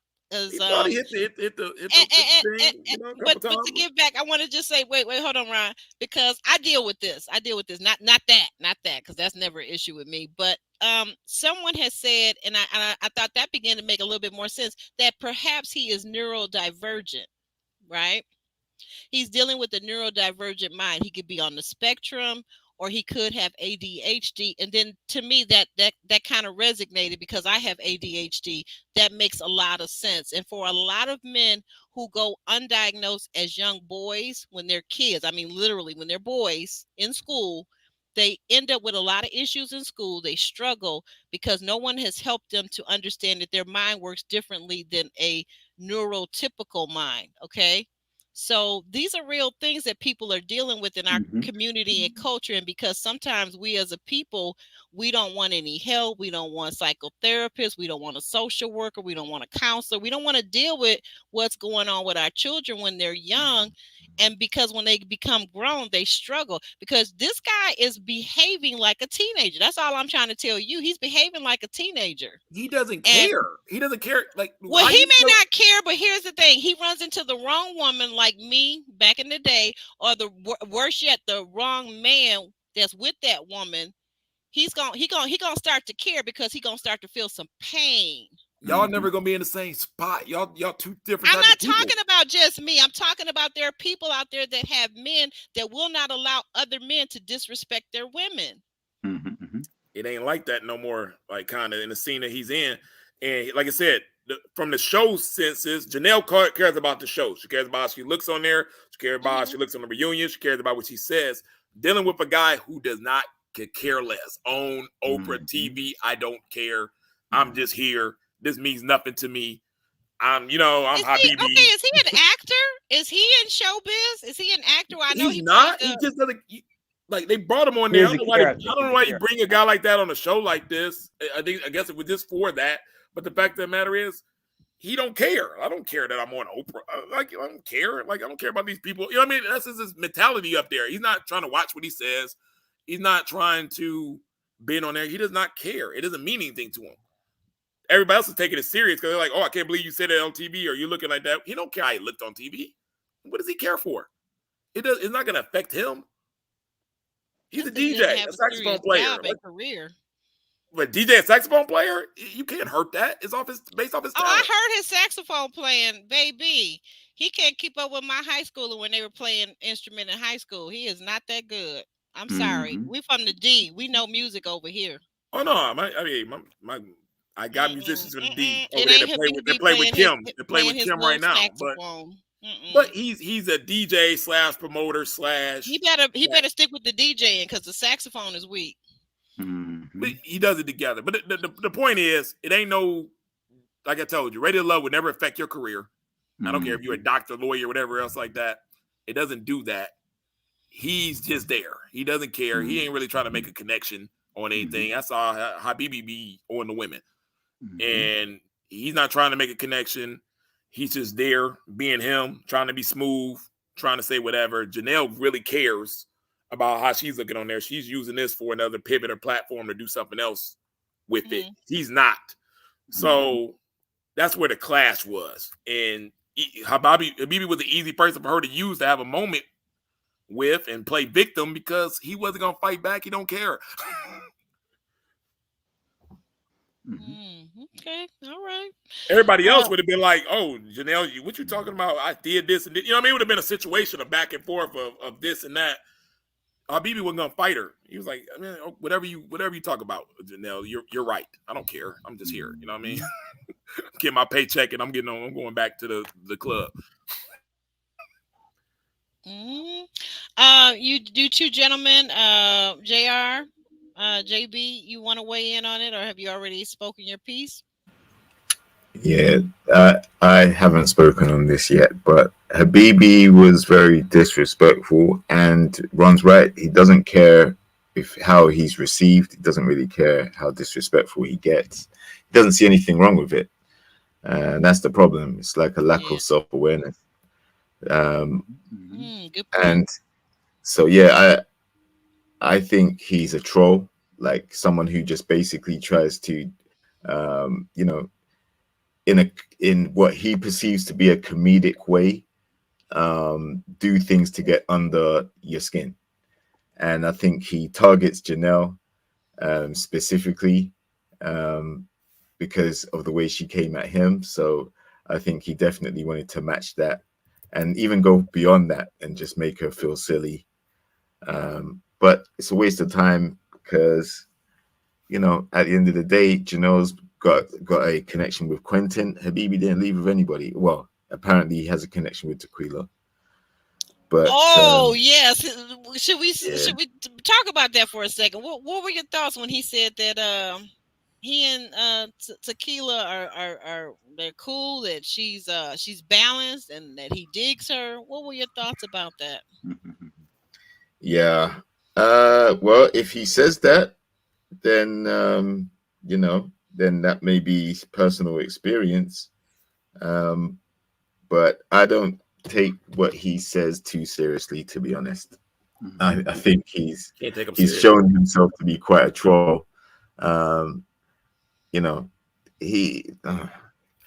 if he's so disrespectful, can you tell me this? If he's so disrespectful and it's so that, and Janelle's running off crying and having her moment, you got a 6'4", 255-pound man that's supposed to be your guy right next to you. He ain't said one word to Habibi the whole time. He didn't even get up to go chase after her.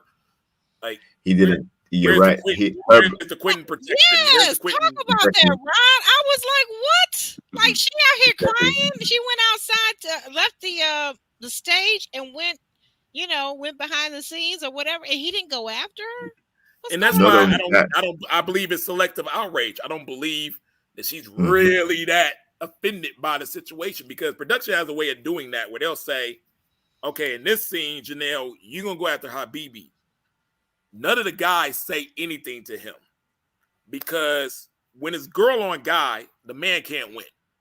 You know what I mean? Because you can only do something. If now you put another guy in it, it could get physical. It could get you could handle it a different way. So they'll purposely tell all the men, back off. Let her put him in his place. Blah, blah, blah, blah, blah, what she did. And that's how the scene is kind of ran. But yeah, it wasn't a situation where Quentin was like, hey man, you disrespect, you got to apologize to my girl. Or it wasn't none of that. Well, there were two or more instances of that. Yeah. Go ahead, JR. What are you saying? I think there are 2 or more instances of that where Quentin potentially could have said something, in defense of his connection with Janelle, and he didn't. The first one was with Red, when Red said, well, Janelle knows where home is. We've been talking and we've met up a few times and things like that. And Quentin didn't say nothing. He gave an expression on his face where he didn't say anything at all. He looked a little shocked, but he sure didn't say anything. No. And then the second thing, on her part, Janelle just laughed. Exactly. She didn't dispute what he was saying at all. As vocal as she has been, she didn't deny those rules at all.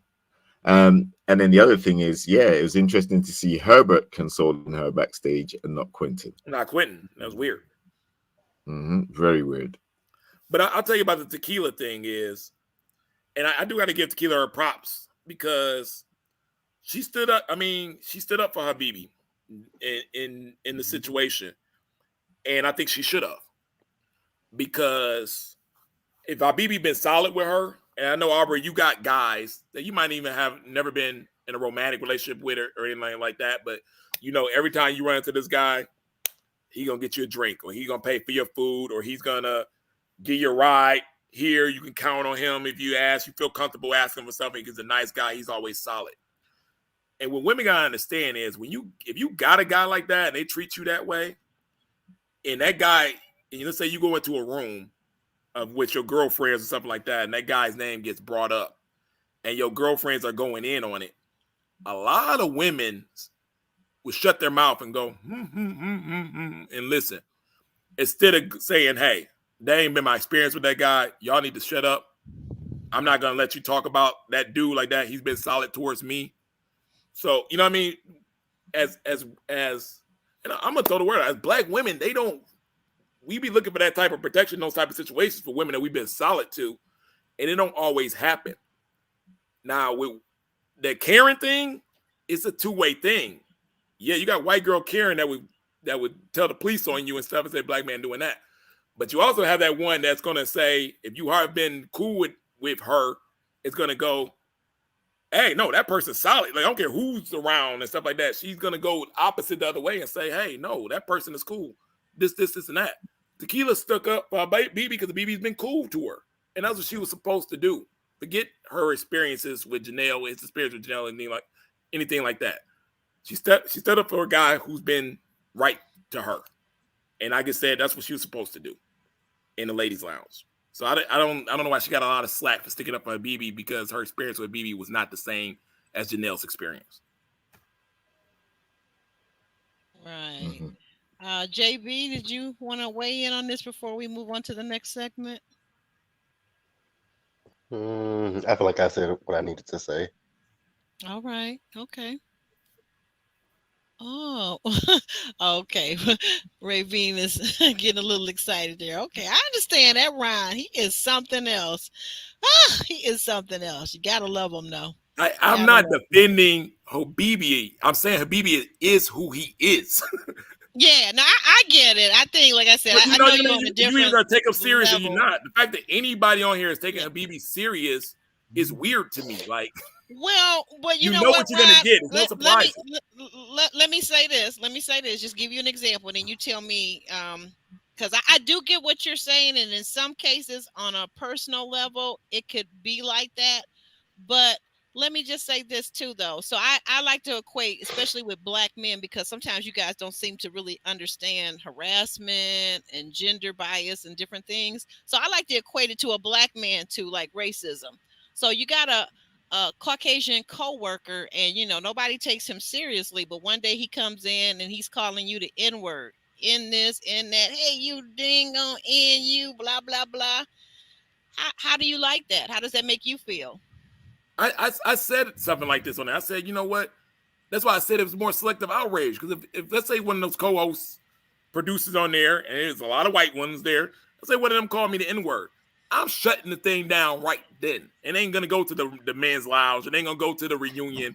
We're handling it right then. It's my rage is now. I'm very offended. I'm bringing it out. Her rage is, oh, I'm gonna slightly bring it up at the ladies' lounge.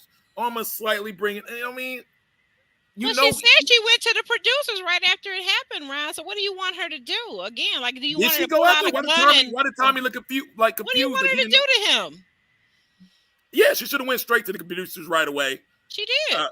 It seemed like Tommy didn't even know about it until she brought it up in the ladies' lounge. Well, I can't tell you about, Tommy is separate from the producers, but she says that she went right away, and this is that this is documented. And yeah, she did bring it up to Tommy in the ladies' lounge. I don't think that Tommy, I honestly would just say this, and I really love Tommy, Uncle Nephew Tommy, but I think he needs some more training, because I don't think he handles things like this We've seen, and we're talking about you and I. We go back several seasons to back when DC something happened in the DC season, and you and I talk about They offline. nipped that in the bud real quick though. Yeah, but you're right. wasn't So like you this. see what I'm saying? So I don't think Tommy and production. I'm not going to just put it all on Tommy because production definitely didn't handle it well. So I think if she really went and had outrage and went to production and said this dude said what he said, they would have swiftly took care of that situation. And then he seemed to struggle with just apologizing because even Sierra said, okay, dude, I'm a jokester too. I joke around all the time. In fact, that's why I got eliminated and everybody laughed. She said, but we just wanted a simple apology. What is so hard for men to apologize to women when they misstep or they misspeak? Why is that so hard sometimes for you guys to just simply apologize and own up to what you did? I think he gave his version of his apology, and he was confused at the moment. Like he was like, his confusion was, why are they all of a sudden taking me serious now? We were probably just joking in the back, this and that. Now all of a sudden it got serious. He did not see the transition between the show in real life, what was going on. He fell into the trap. They got him. And he didn't care about it. Yeah.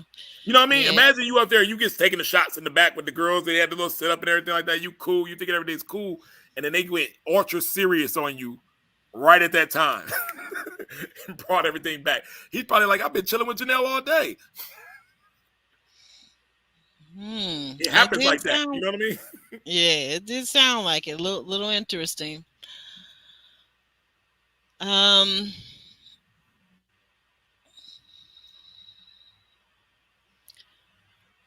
So I guess just Herbert was left to console Janelle.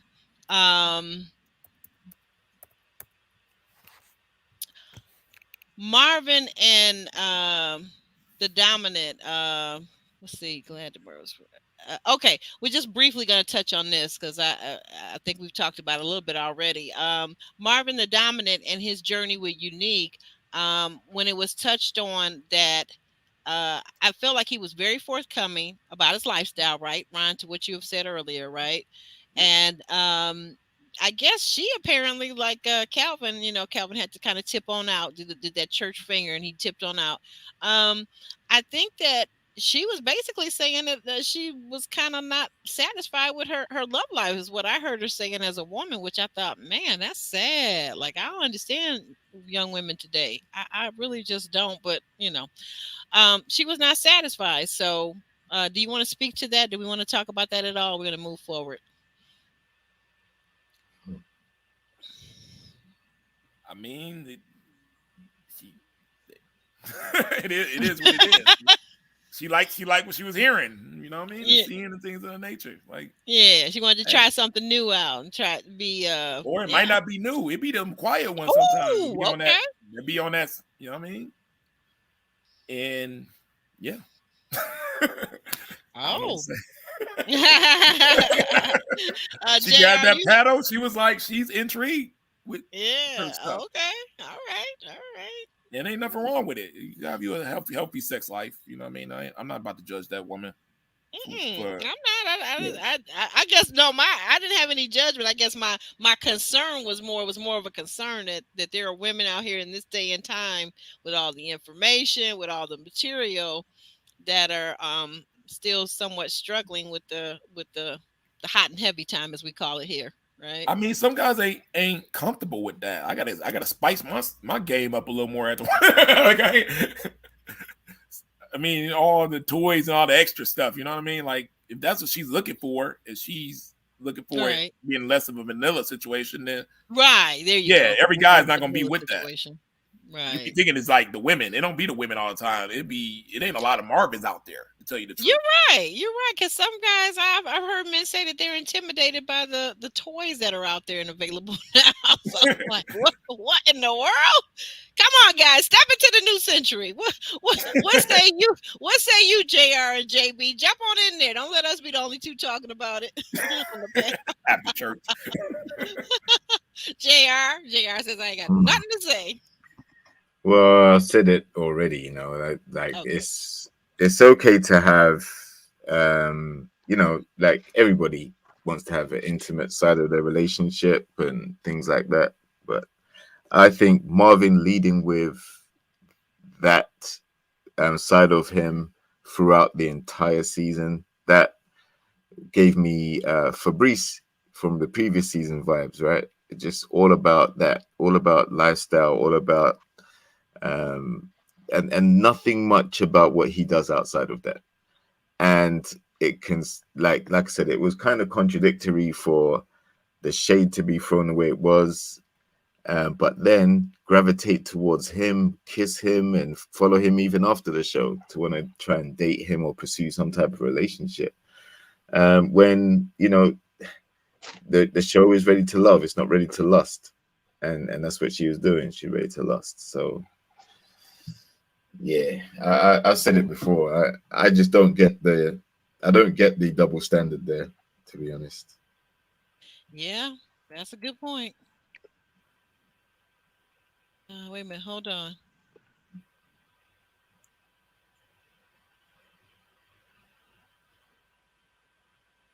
Yeah. Guys, can you still hear me? Can you still hear Yeah, me? I can hear you. Oh, Yeah, I okay. can hear you. My screen. Imagine if a guy came on the show like Fabrice or whatever has done previously and said, you know, listen, this is all about trying to get with the ladies on a sexual level, you know, not about necessarily finding a relationship and all that stuff. You know, people will come down on him like a ton of bricks. Why are you wasting these women's time? You know, at your grown age, you should be looking for a relationship, not just someone to jump in the bed with, right? So I don't see the double standard, how it works. Okay. So we can move on from that segment. All right, guys, you ready for that shot of tequila? This next. So tequila opens up. They show her montage of her scenes and things that highlights. And one of the things that she said early on coming in, like on the second day, is that I believe it was like the second day we saw her in a group date. She says that she believes that men like some drama. I'm a gal, so you guys tell me. We'll start with JB. Is that true that men like some drama with their ladies? I don't like drama. I can say that. Okay. All right. JR, what do you Yeah, thoughts on it? I second JB on that. No drama free, please. Drama free. Ryan, you seem like a guy that might like a little bit of spice and drama. No. None. I don't want none of it. No, I mean it's not spicy drama. No, I don't need. I like a boring relationship. I want to be bored out of my mind. Bore me to death. I mean, bore me with that good cooking. Bore me with. Yeah, there you go. Let's watch some Netflix. Bored. I want boring. You want boring. You want Netflix and chill and the good cooking. Yeah. I just thought about it, but you know what? Well, okay, you know, there's different types of drama though too. So I don't know. I'm not sure what she was talking about. I'm not sure if maybe she was projecting a little bit that this is what men like, and maybe that's her experience with the type of men that she's dated. Maybe that's what she meant. And so she also goes on to tell us that she has seen Habibi's softer side. Okay, so we're gonna move on. We're moving to Phil and because this is where the drama really takes place. So Phil is now out on stage, and Tequila is saying that she was not comfortable with him talking about this threesome situation. I don't know if it was Phil's threesome or her threesome. I never could get an understanding on that. But then she kind of segued right into, but she's not comfortable with broke energy. She's not comfortable with bankruptcy. She's not comfortable. And to which point nephew Tommy jumps in and says, well, what do you mean about what do you mean about bankruptcy? And she says, well, you know, he filed bankruptcy. And I was like, well, wait a minute, how did we get from relationship to bankruptcy? You guys aren't married, so him filing bankruptcy doesn't affect you or your credit. So is it just me, or did this thing go off the wheel real quick? She wanted to be nasty, mean, and kind of embarrass him for the way that she felt that she was embarrassed because she feels like he was a key part of why she was voted off. That interaction that they had just didn't go well at all.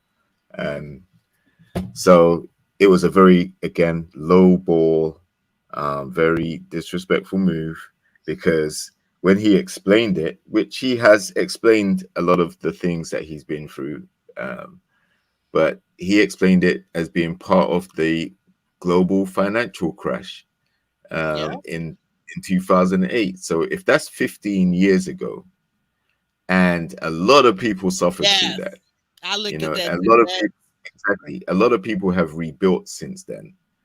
So for her to do that, yeah, it was just a sign to me that she clearly doesn't like him, and I think she holds animosity, holds a grudge, not just against Phil but Janelle as well. But with regards to Phil, she definitely wanted to take shots at him to make him feel low. So I didn't appreciate that. And you know, it's a sign, it's a good reason why nobody chose her, because that's probably what she's capable of doing when she gets in her feelings in a relationship capacity. So it's definitely one to avoid if Big you're red smart. flag. Yeah. Good point, JR. You're not, so I talk about women being safe, but you bring up a good point. You know, men have the right to be safe too, even if it's emotionally, right? Definitely. Because a lot of the time we're expected to be strong and silent and not say anything or not say as much. But, you know, it can't be anything worse than having someone who you're down for weaponize things about you, you know. And from what we saw, Phil didn't really take any shots at her personally until she started doing those type of things. He was turned off by the conversation, but he didn't get disrespectful with it.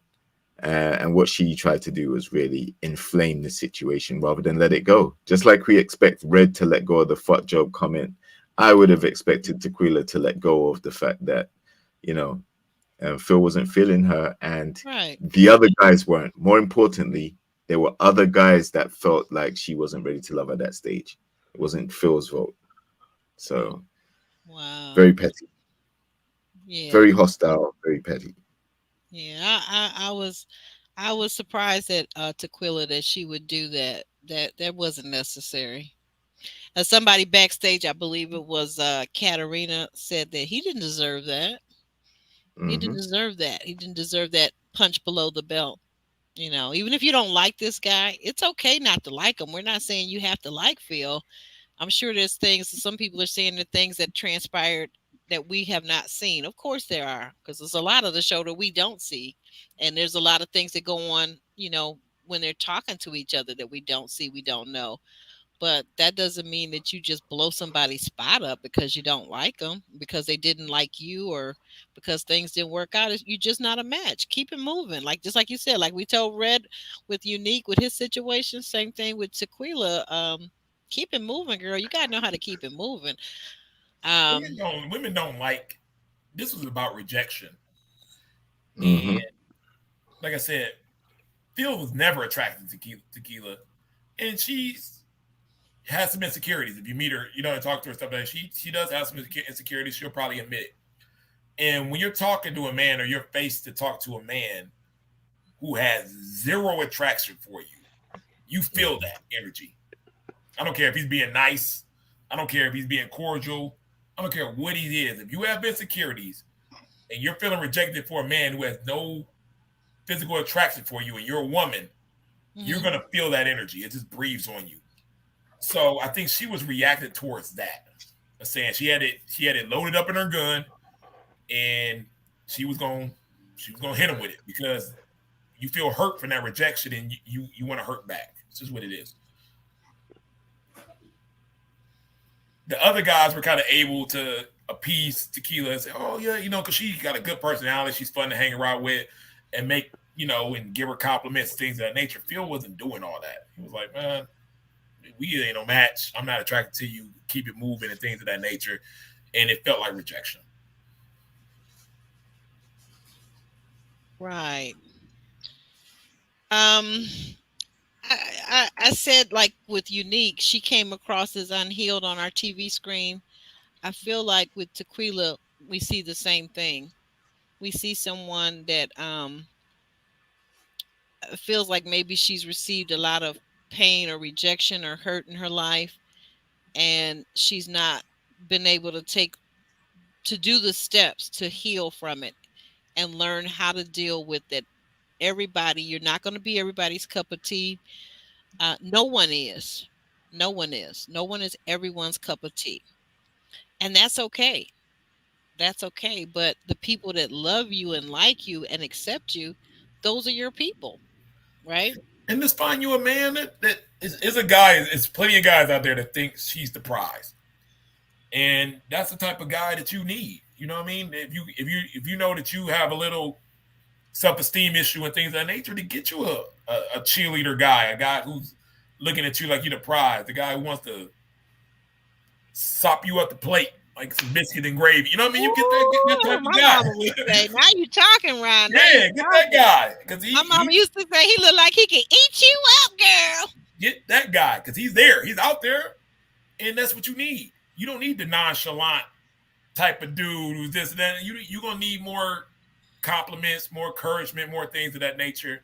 Understand what you need and go for that type of guy.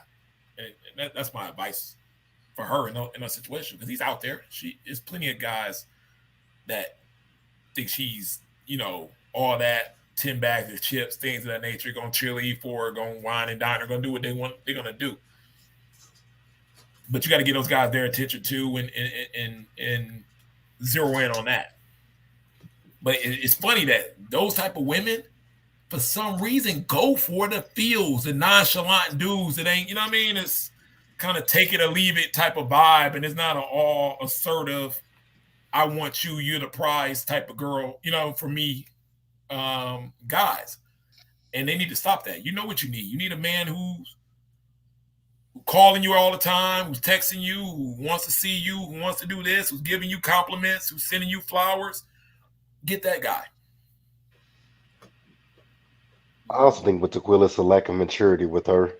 I think that's the biggest thing. There's a lack of maturity within her for her to do some things like the things that she's done this season. It just shows a lack of maturity from what I see. Mm-hmm. Yeah.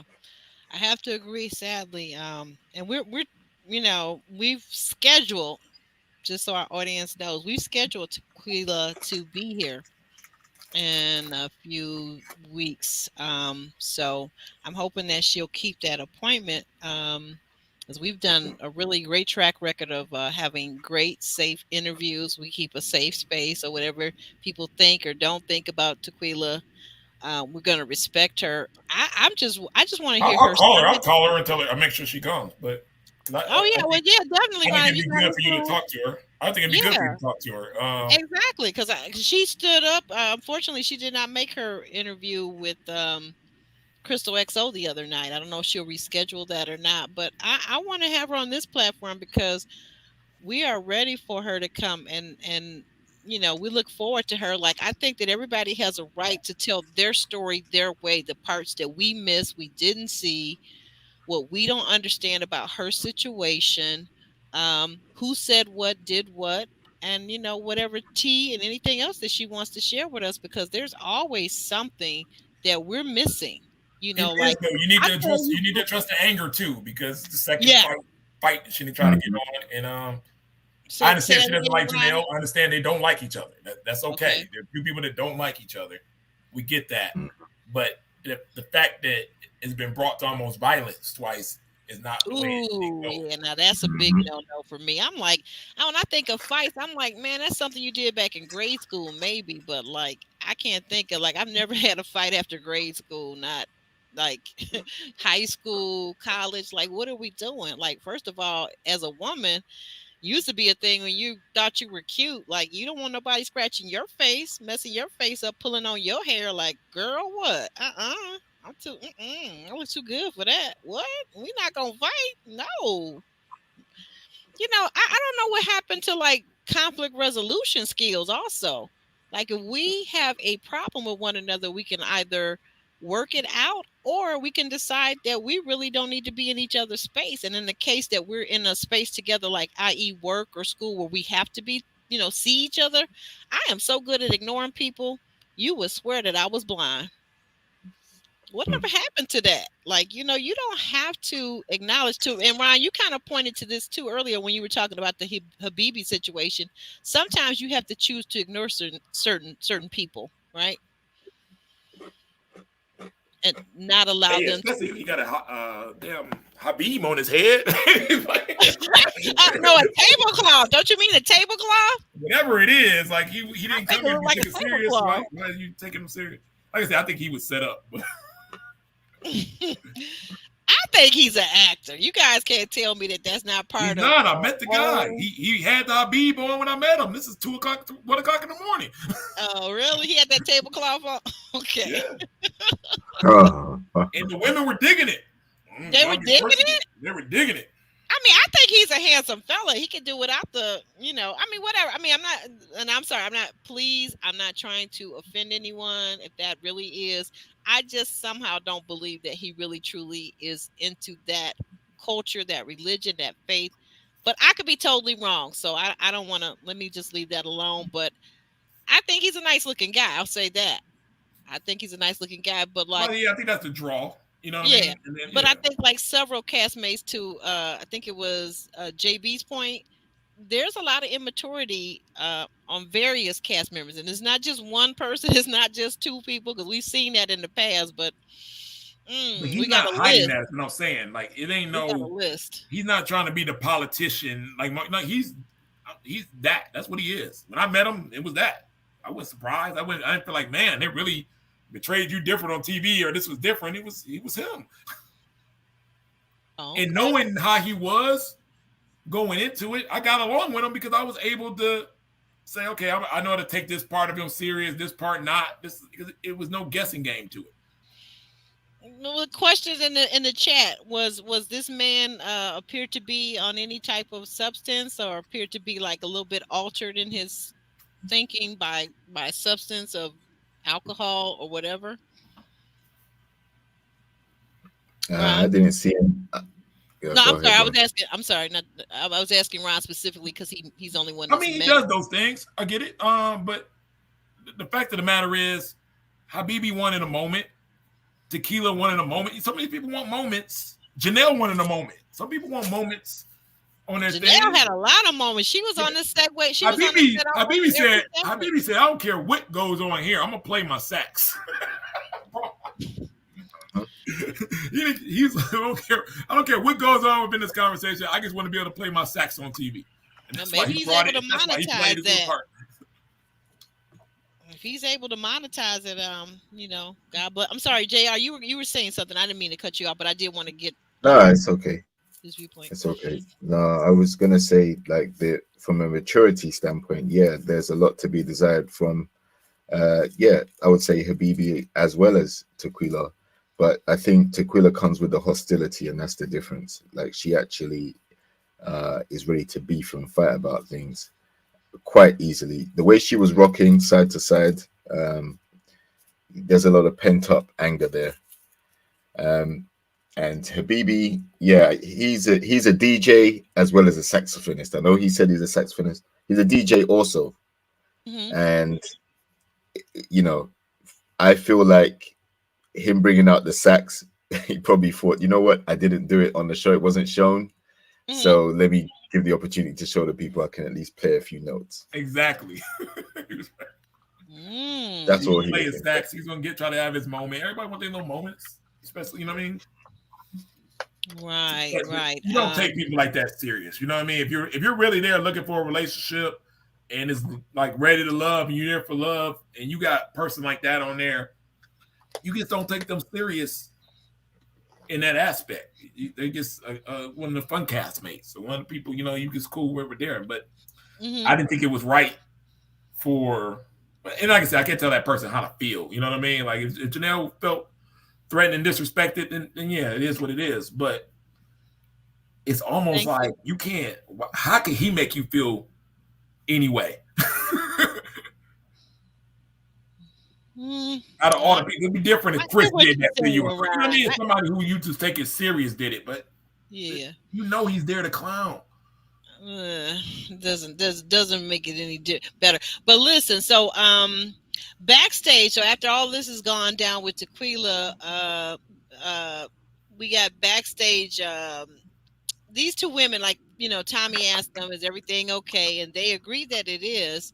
But then a moment later, we see them go backstage, and Janelle picks up a feather. And she says, "Whose feather?" And makes a face, and I think somebody makes a clucking noise.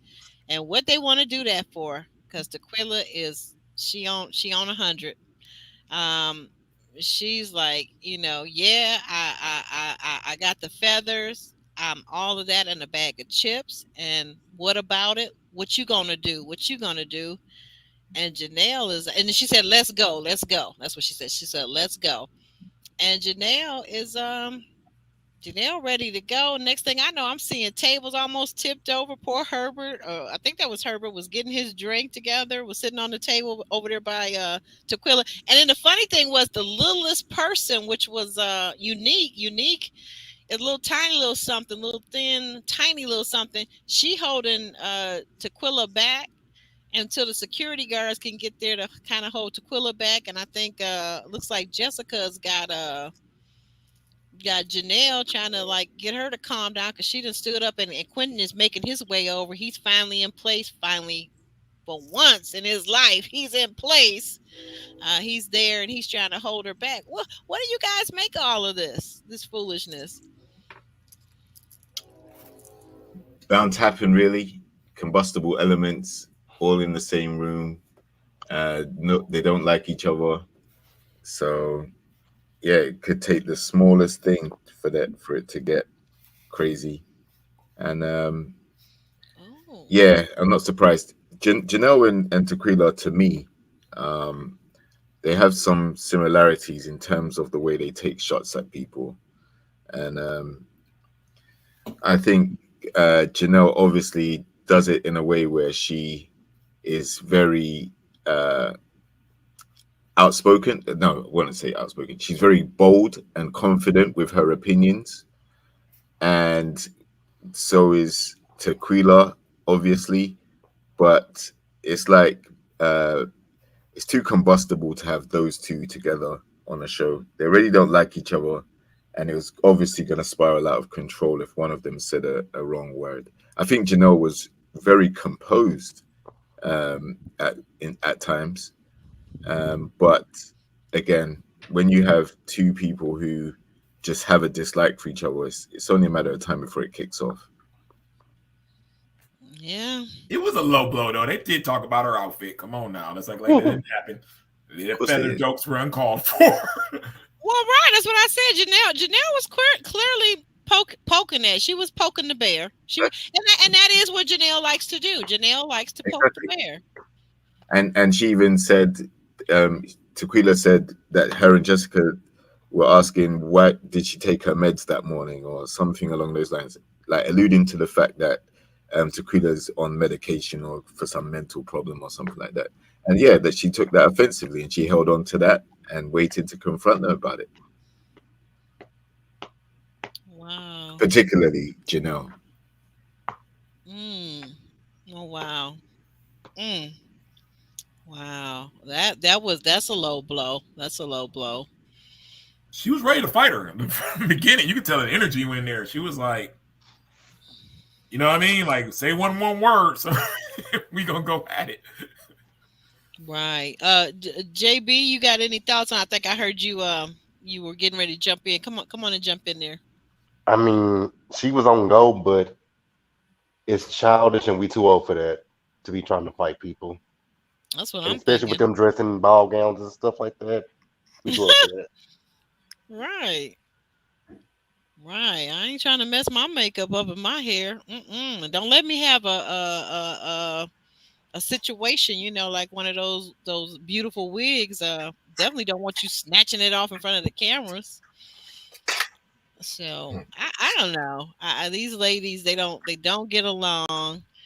They kind of are similar. I think that in some ways, you've seen two people that really have a lot of insecurities. You know, Janelle masks hers a lot better, right? I think that she really does mask it, and she tries to give all the bravado. She's very confident, this, that, and the third. But it's clear every time when they were at the retreat, when any woman would come up and say boo to Quentin or say hi, it's clear that she's insecure because she's running out, you know, talking about, babe, you caught a fish? You caught a fish? We gonna eat good tonight? Girl, let that man handle that situation. If he really into you, he will make sure that every woman there knows that he is yours and you are his. Every man. So like, you ain't got to do all of that. Mm-hmm.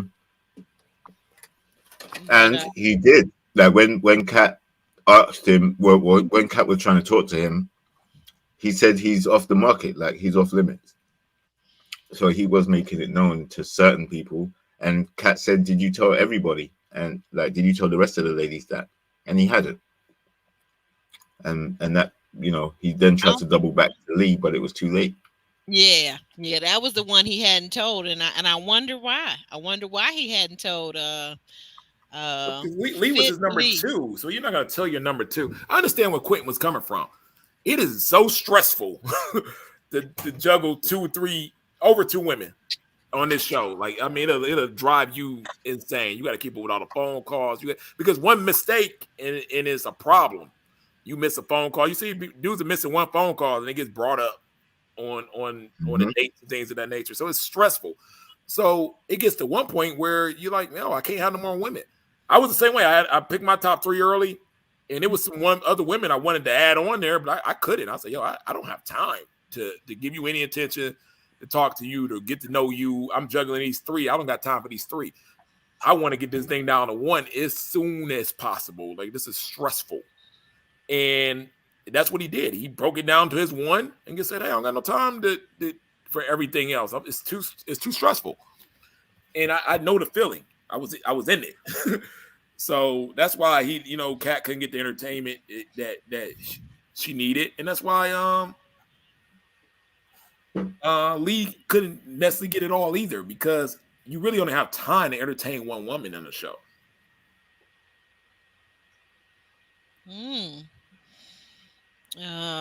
JB, you what are your thoughts on that?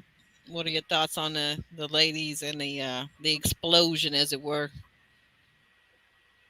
It was just overkill.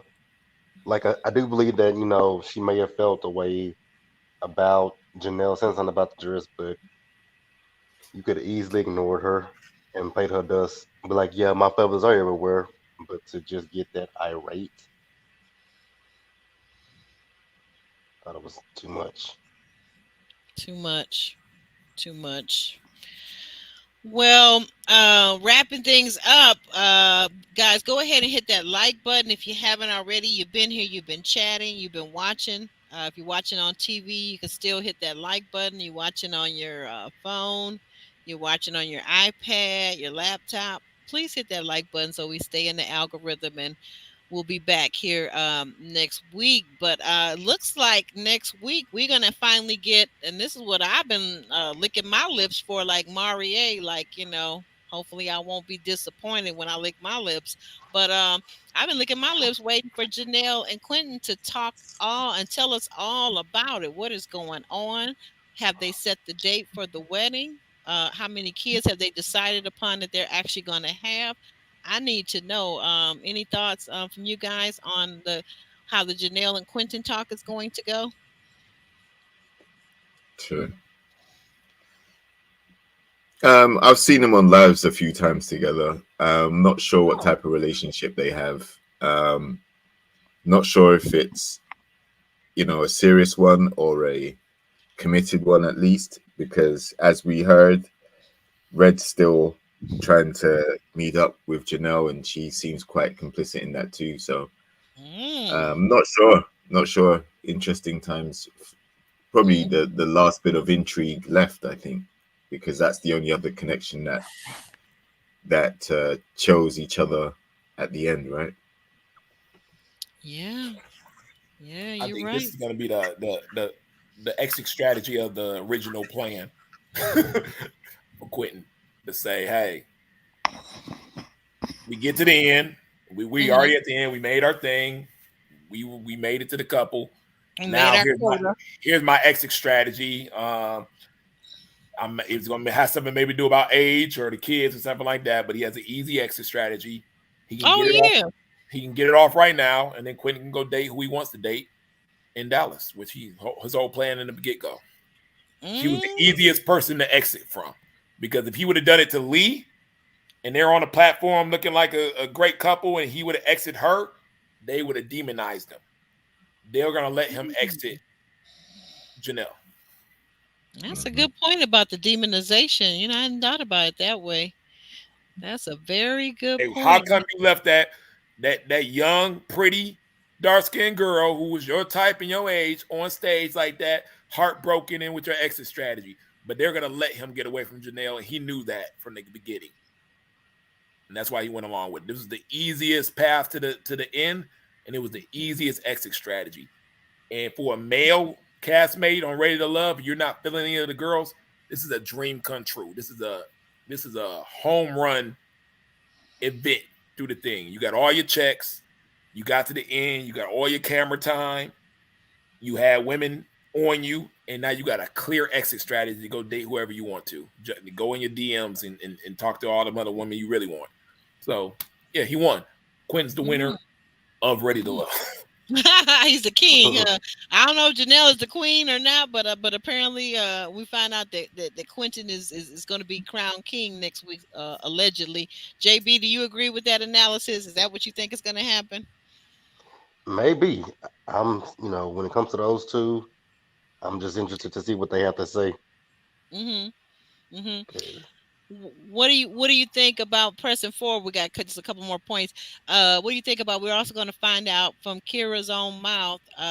She's going to address going from cheerleader to the whole culture thing that we saw earlier in the season. Any thoughts on that? Anybody? Any of you guys have any thoughts on that? Well, she was the one that brought it up. She was the one that initially started. Yeah, she's the one that started trying to break out Quentin, thinking, you date white women and things like that. And she was wrong on that. And then now for it to come back full circle where she's under the same type of questioning and she doesn't like it, I think she's just trying to get some validation for her opinion and maybe do some cleanup. But she may have had a few fleeting connections, but there wasn't anyone that was really riding for her like that anyway. So it didn't seem to be. Maybe Chris 2.0. I'm sorry, JB. I didn't mean to cut you off. You were going to say you were going to speak to, I think, Kira a little bit too. Thank you, JR. Yeah, I was just agreeing with JR. She brought it up, and so it's not much that you can say when you're the one who brought up this in the first place, mentioning that you think Quentin likes white women, and then it backfired on you. Sure did. She said he looked like the kind of man that dates white women. Like, she basically never judge a book by its cover, right? Pardon me? Never judge a book by its cover. Never judge, right? And rather than just ask him, like she could have said, well, I'm curious. You're a big, fine, handsome black man, and I'm just curious about, what's your preference? What's your type? Or whatever do you date outside your race? Just ask the question. But she really was, and I could see that was very off-putting for how that would be very off-putting for Quentin or anybody, because if she had reversed it and he had said something like that to her, how would she have felt then? I think she was dealing with her own stuff, and she's the type of person who probably went to high school, whatever like that, with a lot of white people. She did the Dallas Cowboy cheerleaders thing, which has to be a very racist situation. Like, you know what I mean? You're the only token black girl out there. She's the only ink spot in the you're the only token black girl in your high school and things of that nature. You're the token black girl of your friends, and you see stuff from a different lens after a while. And I think it was more of a reflection on what she was going through, kind of navigating through that. And I can understand that. I'm not gonna demonize her Mm-mm. for going through that. You know what I mean? Right. That's a good point. Um, and then apparently, in another segment, Katarina, excuse me, guys, Katarina and Lee will address Janelle's behavior over Quentin and toward the women in the ladies' lounge. So I think that might be almost as interesting as finding out where Janelle and Quentin and / Red stand in their relationship. Mhm. If we are to believe Red that Janelle knows where home is. I don't know. I want to find out more about that. Does Janelle really know? You know what? And it kind of JR and JB, tell me if I'm mistaken, but it kind of makes sense though if Janelle were to be with Red, because he already has the 2 boys and she's already talking about, she's up in years for having her own children. Red actually kind of makes sense for her, doesn't he? But does he want to adopt? Um, I would think so. I would think maybe one more, maybe add a little girl to those beautiful, those handsome 2 boys that he has. I saw him on his IG page. They are so cute.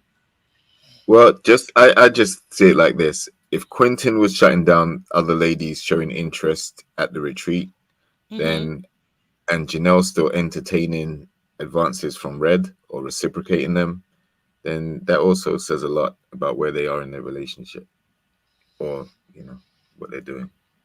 Mm. Yeah. Well, I mean, but what about this, JR? Where was he when she was crying, when she left the stage after Habibi and she was emotional? Where was he? Like he kind of was missing in action. He didn't say Yeah, anything, so like I don't know. Like I said, maybe we're gonna find out more about where their relationship really stands, because maybe that's part of what we'll find out that will exactly. answer us. Yeah. And and also Red didn't defend their rival. Red didn't was nowhere to be seen because he's apparently talking to her as well. So like none of the Who? guys Wait that a minute. she Who? You said who's talking to her? Red's still talking to Janelle, right? Right. Oh yeah, that's what we were talking about. The 3-way. Yeah. Mm-hmm. Yeah. So if Red's still talking to Janelle, he didn't jump up and defend her rival at any point. Like no one did. Well, no, since he's the sneaky link, sneaky link's got to keep it on the low now. Come on, JR, you don't know how What? this thing works.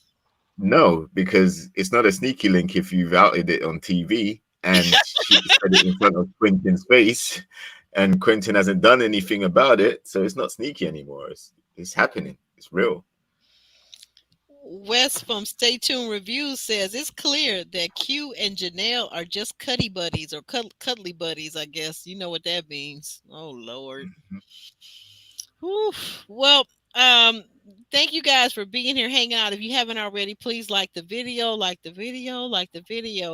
The video for next week is already up, guys. So go on over and hit the notification so you'll be notified next Sunday. It'll be the same time, 6:30 p.m. Eastern Standard Time. Just want to give those that we still have left with us, JB, could you tell us about your YouTube channel and what you're going to be covering over there on your YouTube channel, what you cover right now? Currently I'm just doing a whole lot of reality TV shows and a few scripted shows. The only Oh, scripted shows that I have right now are American Horror Story, which comes on FX, mm, and Power, which comes on Stars. But everything else is reality based right okay. now. Nice. And Nice. that's And it. we know that starting, I guess, what is it, November, you will be covering again Real Housewives of the Potomac. Yes. All right. Very good. Very good. And JB, as Monique pointed out, I knew you'd been here, but I didn't know Monique remembered that you were here with us back with Jeremy Speaks so many months, maybe even a year ago, right? Yeah, I think it was a year ago. It's been a while. It was good to have you back, gracing the stage. We really thank you. I appreciate you being here. You're always an awesome guest. Let me give you another round of applause.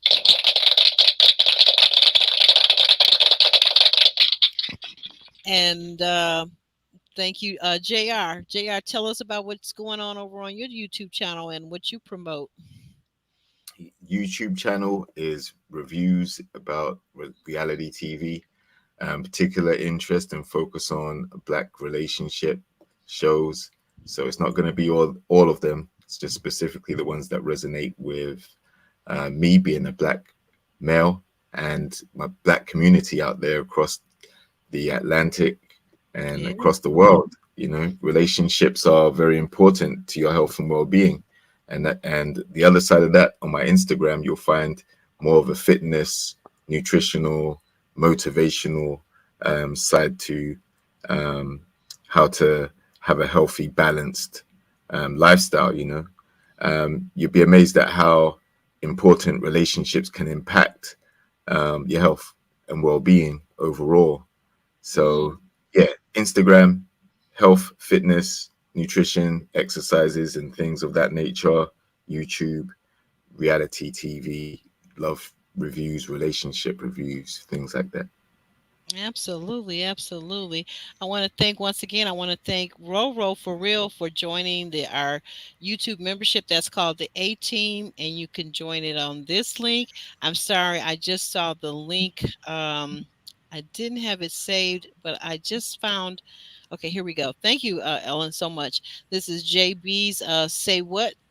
JB Says What is his channel name, and there's the link. You can click on that and subscribe. Go over and subscribe. Watch a short. You know how to do it. Hit that like button. Leave a comment, and YouTube will keep you linked up with us, because sometimes it's really weird. You can subscribe to someone's channel and not watch anything. You say, "Oh, I just want to subscribe to their channel." The best way to really do it is to actually kind of go in and watch a short real quick. Watch it first. Click the like, then subscribe. Leave a comment if you can. That's great too.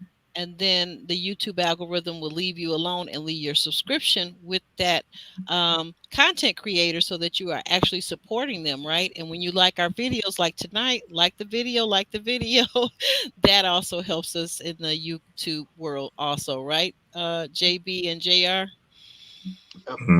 Definitely like, share, and subscribe.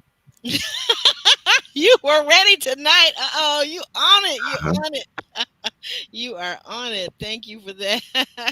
we had some struggles with him last week, guys. Those of you that were here, we had some struggles with him. I think he was crunching on something or other.